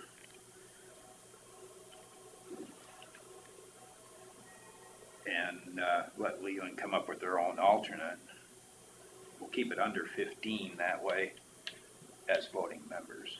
So Luann under Thompson though, just as a, Well- not an alternate, I would just, probably not as Thompson, but. or just at large? At large. Yeah, that's what I would call it, at large. Yeah. She's been to the meeting, has great interest in it.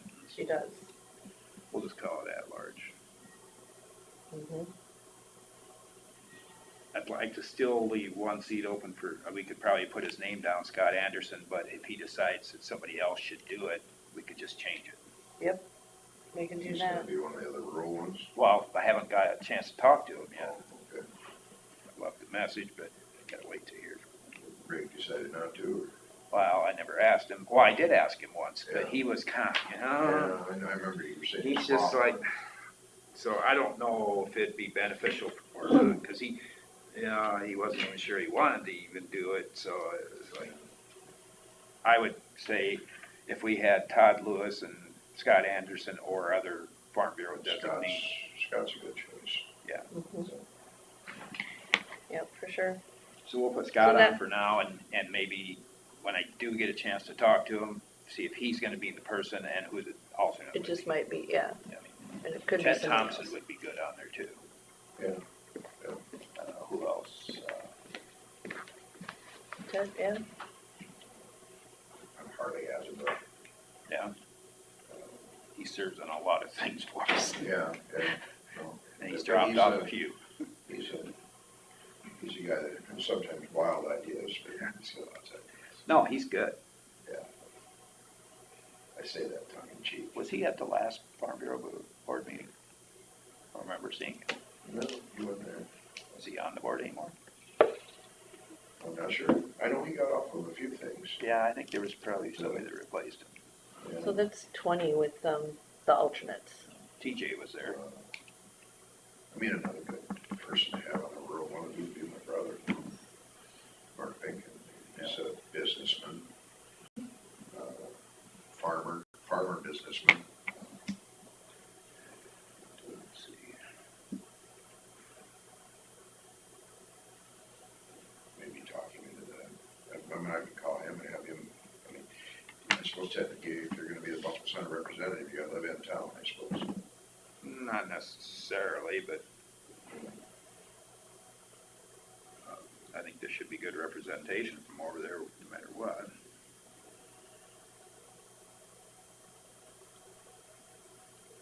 And maybe the city would want Troy just to represent him, since he was a former city person. And Kind of the same situation as Candy. you Yeah. know. the former mayor probably knows more about it than, Well, you know, and he's been in EMS for many, many years. kind of at the point where Buffalo Center was supposed to let us know, and they didn't. Mhm. We just need to move forward. Yeah. I mean, I don't think they would have a problem if we were to pitch somebody, I guess, because Jason never did contact me. Well, It is let's, our choice. yeah, let's us We do give it. it a Or if chance. someone Mark, really won't or can't fulfill their Mark duties, lives then a mile and a half out of town as the crow flies, but he's a Buffalo Center person, so I'll call him once. Yeah, they were supposed to have it done by the 10th, so I Yeah, don't they feel were bad. given notice, and we're just doing it out of respect for them. I mean, to give them a chance to put people forward, so we can come up with the best committee. which Armstrong are we suggesting? Troy. Because he used to be the mayor. It's nice to have that background of Sure. how it works. Okay, so.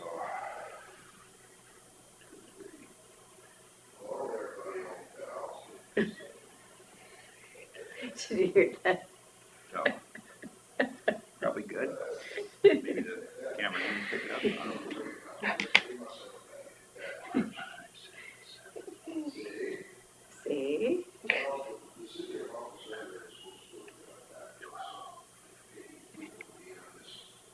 So Carla, you're the designated county employee that Are you okay with that? can take notes?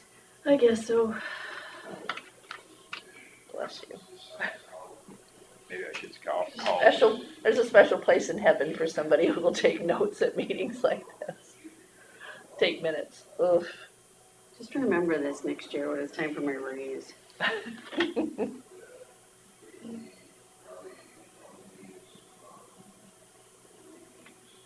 Honestly, I think if we can come up with something really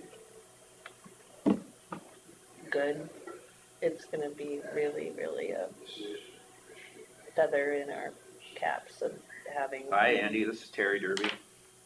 done something good for the Oh, county. we're having a ball. Having a ball. What's it called? We're putting together an advisory council for EMS because we passed the resolution. Are you willing to serve on that as an ex officio from the county? All right. The one thing we were talking about, Carla would be taking the notes for the most part, but if she's not able to be there, would you be willing to back that up? Okay, that would be great. So we'll insert you on the committee then as an ex officio. So all the county people are gonna be non-voting members, so. All right, well, thank you very much. Yeah, but, yep, he's willing to do all of the above. Nice.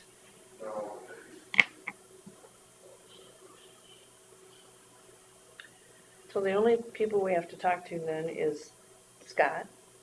Yeah. And Buffalo Center. Buffalo Center. So right now, just to verify, we've got 3 from Forest City, Daisy, Barney, and Spencer. And then we have an EMS of Thomas Gaynor with the backup of Joe Kluko. Mhm. But then we also have a rural person in Todd Lewis from outside of Forest City. Then I've got Lake Mel's Candy Hanna and Scott Hagenson with an alternate of Nathan Mhm. Ostrander. And then the Lake Mel's EMS would be Beth Ashenbrenner and alternate Megan Felsted. And then I've got Leland would be Marcia Kassler, alternate to be determined. Or Luann Howen at large. Well, no, We're gonna do- that was gonna be an at-large later, just But do we need another Leland alternate then? Well, it'd be nice to, because it's just easier communication between the Leland people on who's gonna be there. So then we need a Leland Leland alternate. alternate. So then in Thompson, I had Mike Holland as the designee with Diane Price as the alternate, and then at large Lou Ann Howard. Yep. Rake, we got Beth Matheson with an alternate of Vicki Mathias. Scarville, we've got Rhonda Harmon with the alternate Homer Peterson.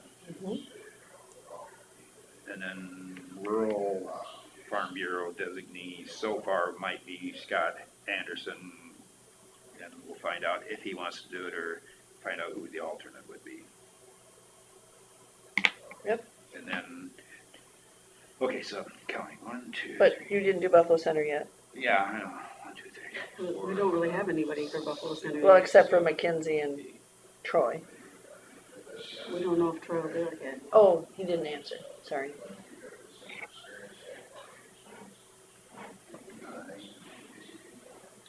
Well, we're getting closer. 12, 13, 14. And I just have an email for Troy. I thought he had a number, but I don't have a number. I have it. So if we add his brother-in-law as a rural person, we'd be up to 17 if we get one from Buffalo Center. I think he was gonna put him as just the Buffalo person. Okay. Yeah, And Troy. Or well, there's only just one one from Buffalo? Yeah. Okay. So we gotta decide how we do that. I mean, he could, if we have somebody outside of Fort City, somebody from no man's land up by Keister, and somebody outside of Buffalo, that kind of spread out the rural Okay. part of it. And Luann's right in the center. That kind of spreads out the others. That would put us at a number of 17. I'd be shocked if you get 17 people at every meeting, plus the three county. I feel like the meetings have to be in the same place all the time so that people don't have to wonder where they're going, and this time it's at That'd be Lake the Mills. next question. Where would you make those meetings? Probably at the Thompson Library. Library. Thompson Library, yeah. The meeting room next to the Thompson Library has got plenty of room for 17 Right, but people. find out from them their availability and access. It'd just Do you be- have a key there? I have a key, but I can talk to Ferry. Very, yeah. Way less confusing if it was just always in the same It would be centrally spot, located. same time. Yeah.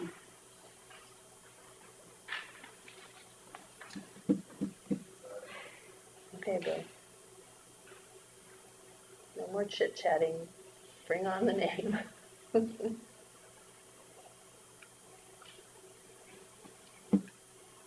you wanna call Troy quick?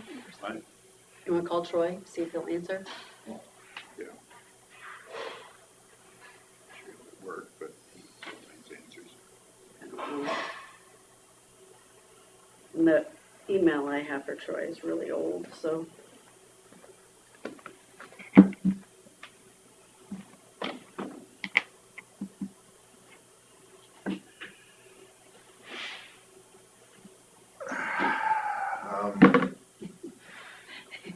He's just like Mr. Rigg. Well, Mark said he'd do it. And he'll be the alternate for sure. He'll do it if, he told me to talk to Harley. He actually thought of him also. He wasn't sure about all the commitment. Mark does travel some for his work, as far as he works for, So do you Retail think it'd be Solutions. better to get Harley to? That is true. I won't argue with that. I don't know. I think on the other committee that he serves here on, it wasn't so bad. He just chaired it mostly, but yeah, other things he does. Let's see. Make him the alternate, make Harley the alternate maybe. that one. I don't have an If alternate that's for Tom. helpful, then they'll get all the minutes and they'll have input. Who else I got phone numbers of that I can call? I was gonna call Troy.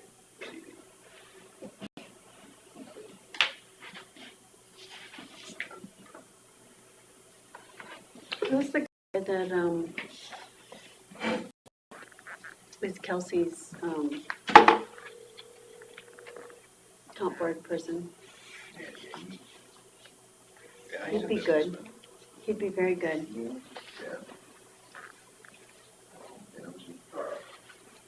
It's trouble with this guy, he's a busy guy too. I know, but he's intelligent, he's a number cruncher, he's, I can try him. I do have that number.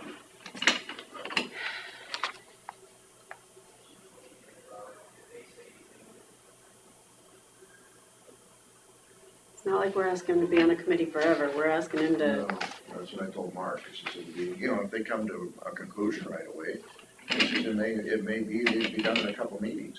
you know, it's gonna be intense for a very short time, but then it's gonna be done.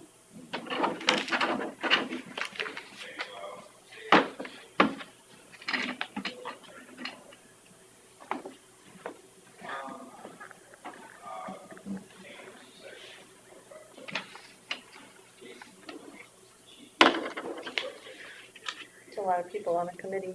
It is a lot of people, that's why I worry about something like this. Yep. Because we can't have them Yeah, monopolize. yeah, it'll have to be very structured. Super structured. That's, the chair is gonna be very important to, you know what I mean, to.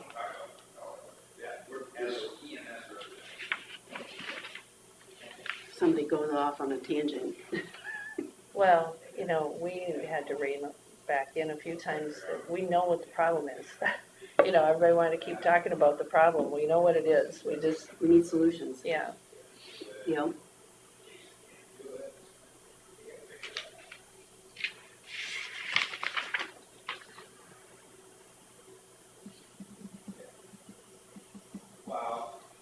Yeah, it's a struggle.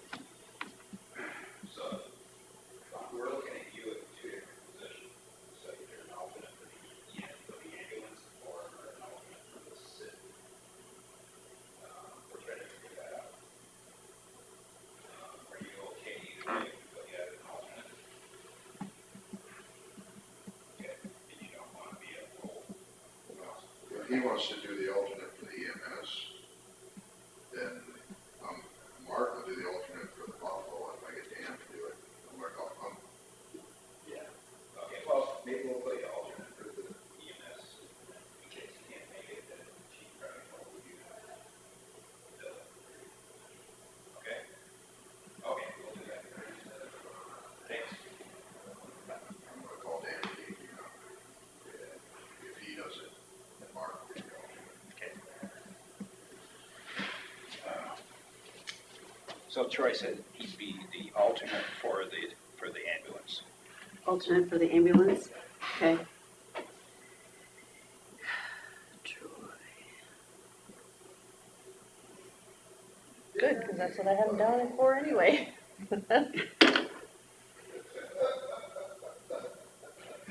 Oh, I like that deal for you. I like that deal for you. It's not gonna cost you, okay, also it'll cost you some of your time. And your brain power. Lots of brain power it's going to take. EMS, yeah, stuff, essential service. And how it's gonna be done, has to be, we have to appoint a commission. And, each area, each of the call centers is represented, and our ambulance is represented on this commission. And, like, four city, and also there's council, two representatives. It's gonna be a 15,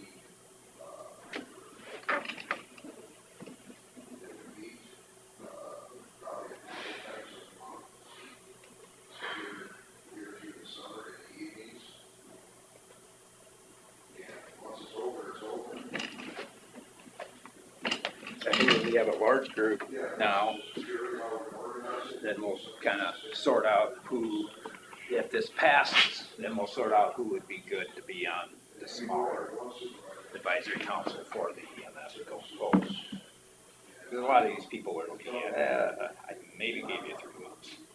After that, Well, and that's the nice part about this group, though, they know it's not gonna last forever, quite a few of them, you know, where it'll be pretty easy to see after meetings who's interested, passionate, and it will, may end up being one of the alternates, you know. it might be, exactly.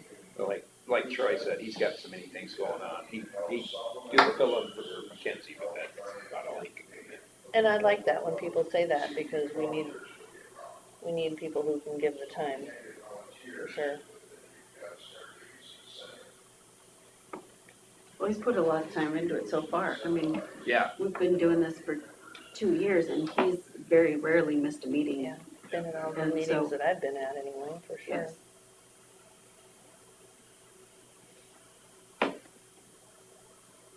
Mhm. I suppose when this gets put together, then we'll, I suppose, send out an email to them or somehow a letter, or how are we gonna do that? Notify them about the committee and the duties, and if you're an alternate, we should explain what an alternate means. That you get the email notifications and you're on the list, but it's the designees that show up unless they need an alternate. I think any alternate who wants to be there to hear and listen and see can be there. They just, you know, don't have to be, and they won't get a vote. Right. Just have to track that to make sure. It's not like there's gonna be a lot of dissension and differences, but I don't want an alternate coming in and taking over the meeting. Yes, They're gonna have to sit and listen if they're not the designee. yes, yeah. That's my concern. You know, at some of the meetings that I go to, they have little place cards made up. It's just a folded, They- Yeah, card stock. yeah, and it just says your name, and that person gets a seat at the table. You know, where the alternates are there, they just don't have a, you know, the alternate will be sitting behind that name, you know.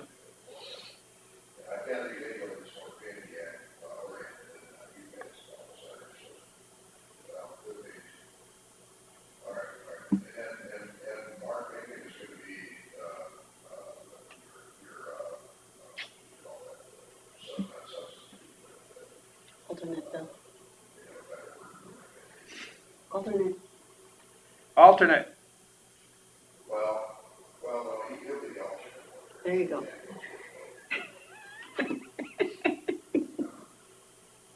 Bless his I say heart. that, okay. All right. All right, thanks, Sam. Yeah, I appreciate it. All right, so now we've got that. So, have what? I think Dan Yeagy's going to be for Buffalo Center. Dan Yegi will do it. Mark Benkin will be the alternate. Good. Perfect. Good choices.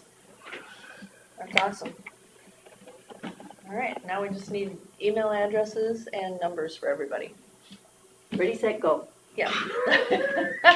And you're in charge of that because you I took a don't lot have of time in the Let's hallway. start at the You top. You've got Barney and Daisy. Yep. Spencer, you probably have. I don't know. Look at the list. I'm sure it's on the distribution list for the last EMS meetings. Let me see what I got. Let me pull my email here.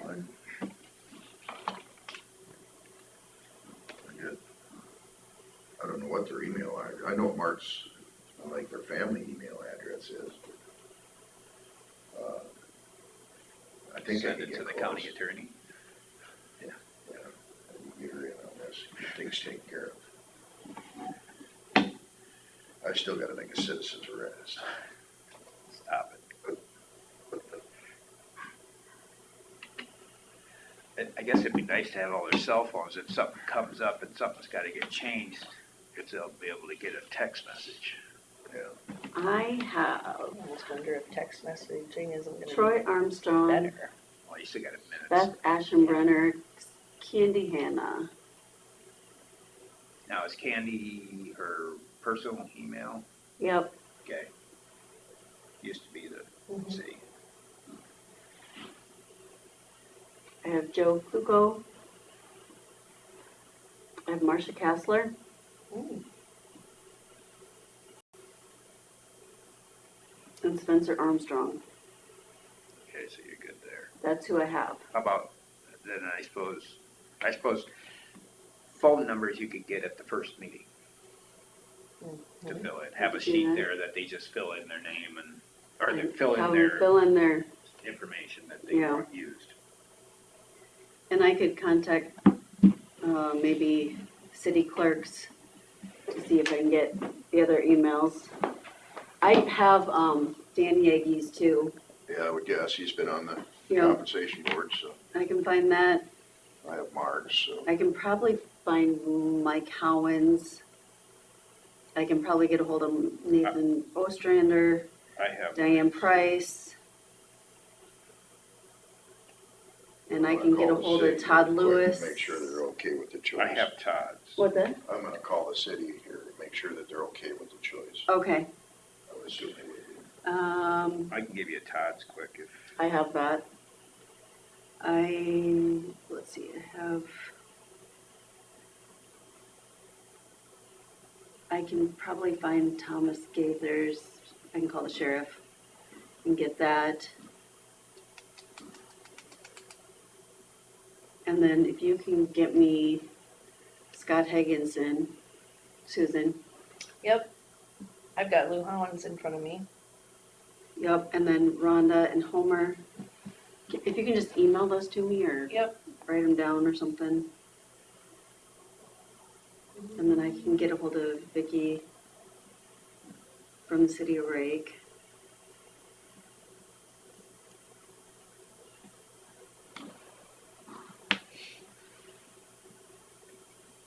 I can probably get the rest of the EMS people from either Troy or Joe, I would guess. So I probably got a pretty good start. Yeah, it sounds like it. Scott Anderson's gonna be one that I don't have, but you're gonna check on that one anyway.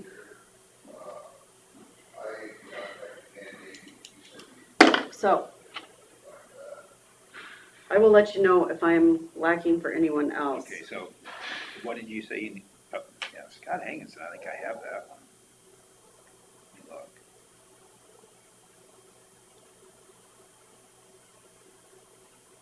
I'll send you everything by text. So I've got his phone number.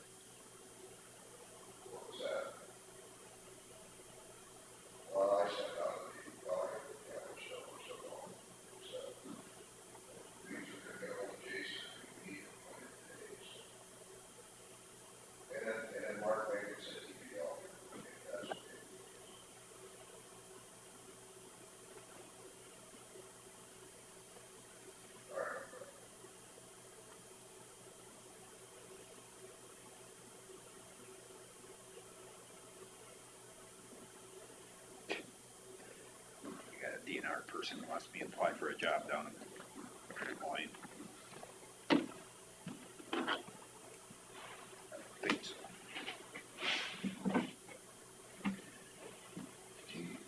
Power trip then. You're being headhunted? Wow. Well, it's kind of an inside joke. Since we're not getting along right now.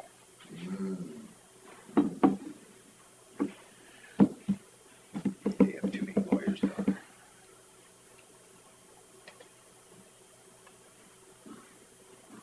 So I'll get you 3 email addresses and phone numbers.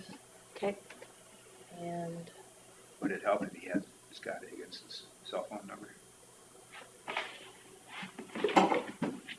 Then you could start there even with a text message. Oh.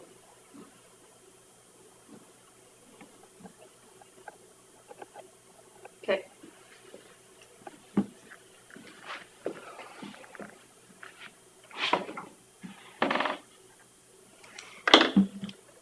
And you said you do have candies. Have her email. That should be good. Did you have her cell phone number? I've got it. I don't, but like I said, if I can get emails, I can email everybody and get the resting information at the first meeting. Yeah.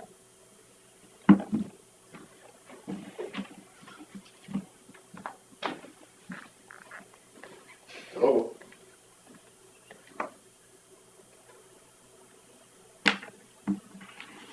So what's our next step here, guys? Are we close enough to,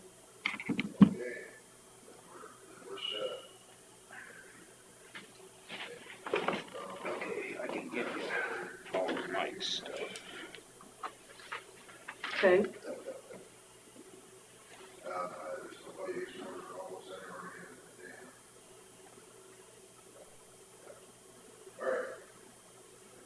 Thanks, bye.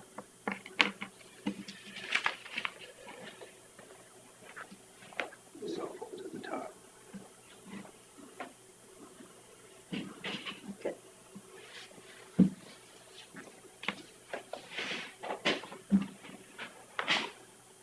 I got the unofficial, official approval. cool. She couldn't get ahold of the mayor, but I don't think it would be a problem. So in Thompson, since Luann's an at-large there, I suppose if Mike can't make it, Luann's kind of covering too, so It's true. Thompson. have necessarily have an alternate.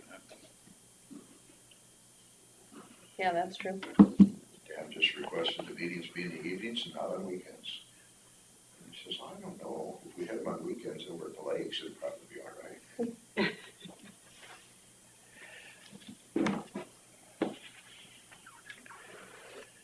So we'll just call Scott Anderson as the Farm Bureau representative or his designee, an alternate, until I get a hold of him. All right.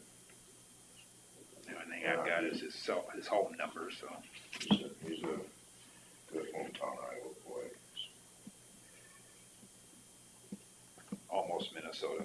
Yeah, well, yeah, he does live up there. Across the Town- road. He does live Across up the in road. the Siberia, Winnebago County.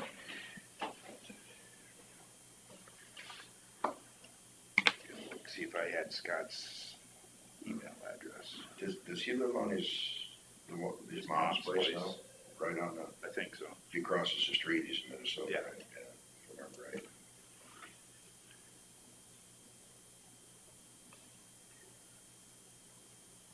Seems like we're communicated by email, but maybe that was on the other one.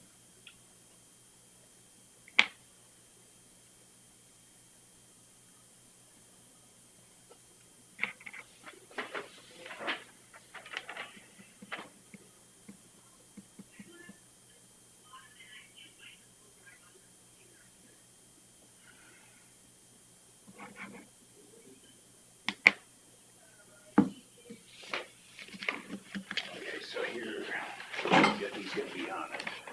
This will be Aaron's guys.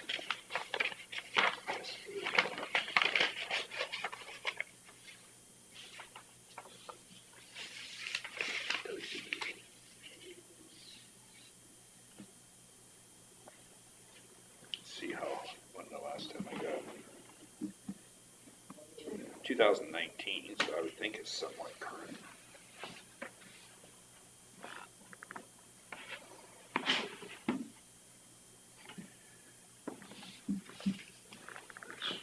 Mark Bacon's. Got his cell phone number. Run another room. Yes. We Well, call doesn't- Scott. Help that I Didn't realize I had it. Oh, It was in an email. have huge handwriting.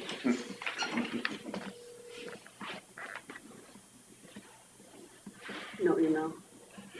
Well, you know, No, no. I know I who I can can, get pretty close on that. I know who I I don't can wanna say it out contact. loud here. Okay, Yeah. I'll check upstairs.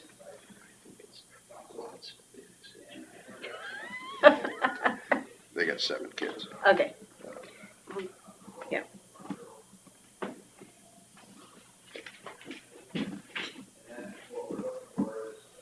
I'm still waiting on the other two, but here's that one.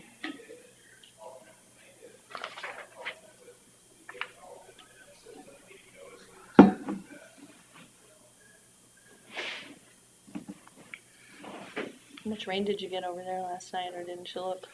You know, I don't have my rain gauge up yet because it was so cold this spring, I was afraid it'd freeze. That's cool. And then I've just forgotten, since I haven't mowed my lawn yet either.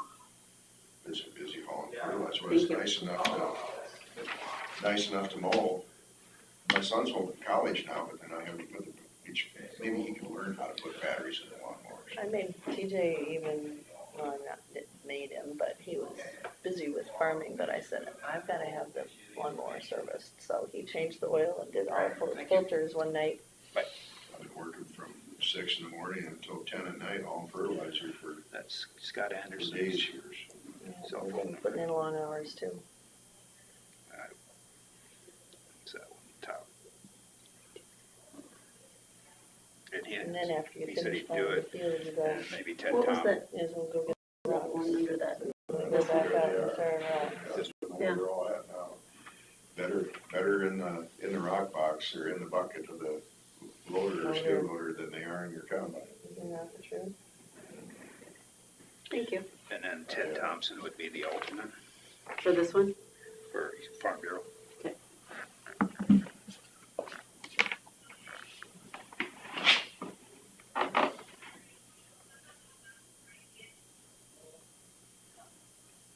If I get this right in minutes, it'll be a miracle. Well, you'll have to send them to us, and like you always do, We'll have some and we'll look at corrections. it and make sure. It's gonna be a flow chart. Uh-huh. Exciting.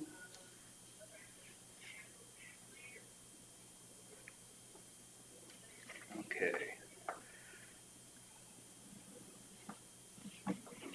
Think we've got everything covered then? I think so. And did you talk to Jason then, or? Never did get a hold of him. All right, just going with Dan and Mark. Yeah, they said he was okay with it, so. All right. Good choices anyway. Good choices. Yeah. All right, so we've just put together a, So it would count, and then we've got Andy, I forget about Andy. I just have Andy, Carla, and all three of us on the top of the list too. All right, okay, so. Just to clarify, we're gonna have Susan Smith as our supervisor designee, Carla as the auditor designee, and Andy as the emergency management designee. They will all be ex officios, non-voting members, and the alternates for the supervisors will be Terry and Bill. And then we have Four City would be Barney Reuter, Daisy, what's Daisy's last name? Hoffman, yeah. And Spencer Armstrong. But we still don't have an alternate necessarily there. So we'll look at those. Four City EMS was Thomas Gaynor with Joe Klukow, the alternate. And in the Four City area rural was Todd Lewis. Lake Mills, we had Candy Hanna and Scott Hagenson with an alternate of Nathan Ostrander. Lake Mills EMS was Beth Aschenbrenner with an alternate of Megan Felstead. Buffalo Center was Dan Yagey with an alternate of Mark Benkin. Buffalo Center EMS was Mackenzie Ree with an alternate of Troy Armstrong. Leland was Marcia Kassler, no designated alternate yet. Thompson was Mike Cowan with an alternate of Diane Price. Rake was Beth Matheson with an alternate of Vicki Mathias. Scarville was Rhonda Harmon with an alternate of Homer Peterson. Our at-large was Luann Howen. And And rural, Farm Bureau, with Scott Anderson with an alternate Ted Thompson. Did you talk to him? And then, what's that? Did you talk to Ted? Did you call him? Well, no, but Scott thought he'd be good at it. Okay, He's close there, so yes, just outside of town. okay, And it'd just be if Scott needs him there. right. It's a good group. So that would be 1, 2, 3, 4, 6, 7, 8,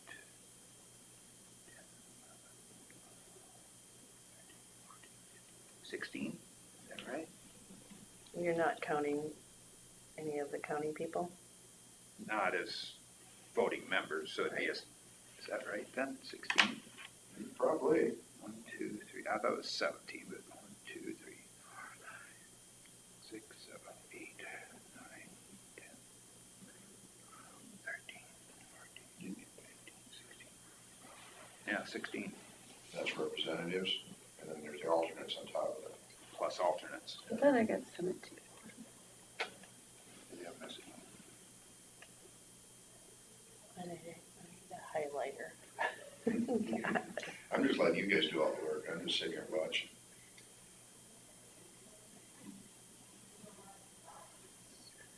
I got 17. Okay, so you start at the top and work your way down. Me? Huh? Me? Well, She we're has talking no voting top. members. Hers is helter My skelter. voting members are Todd Lewis, Daisy Hoffman, Barney Reuter, Candy Hanna, Scott Hagenson. You had Spencer Armstrong. Yep, I'm not there yet, because that's not at my top. Rhonda Harmon, Homer Peterson, Luann Howen, Scott Anderson. Beth Aschenbrenner, Thomas Gaither, Mackenzie Ray, Spencer Armstrong, Mike Howen, Marcia Kassler, Dan Yagi, and Beth Matheson. Matheson.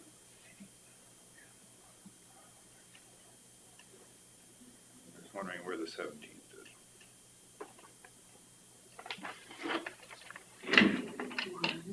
Scott Anderson and Luann Howland, basically at larges too. So is Todd Lewis. Yes. 9, So 10, 11, 12, 13, 14, 15, 16, 17. I get 17 every time I count. Okay. Well, if you're gonna say it like you did, I've gotta check them off as you do it. Okay, go slow. Todd Lewis, Okay. Daisy Hoffman, Okay. Barney Reuter, Candy Hanna, There we go. Scott Hagenson, Rhonda Harmon. That's where I counted Homer Peterson. Oh, okay, that's just, yeah, all right. So And he's that's an 16. alternate. Yep. Okay, So we've got it done. you can keep going though. Okay. Luann Howen, Scott Anderson, We got Mackenzie Reed. Beth Aschenbrenner, Thomas Gaither, Mackenzie Ree, Spencer Armstrong, Mike Howen, Marcia Kassler, Dan Yagi, Beth. What can't I say her last name? Matheson. Matheson. Is Spencer Armstrong an alternate though? No, Oh, he's not. We're looking for an alternate for Four City. Gotcha. Okay. So Leland, Four City, Thompson, or no, not Thompson, Leland, Four City. Are the only alternates we that's need. right, 16. And you said Marcia Kastler. Yep. Okay. Yeah.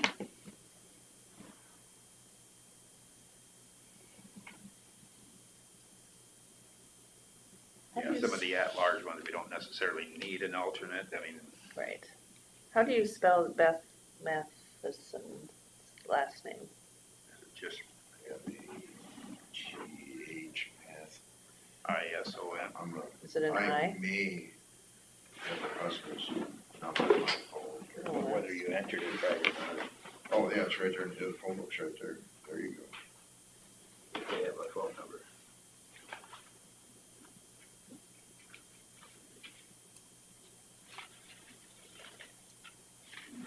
Very many people do it for. I know. Oh, it's ES. Randy and Beth, MATHESON. Okay. They do have a phone number, so. Yeah, they're old school people.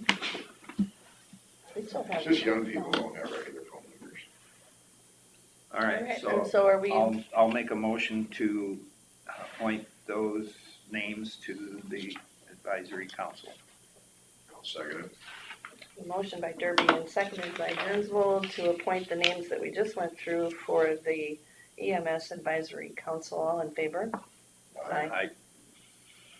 Motion passed. And we can be adjourned.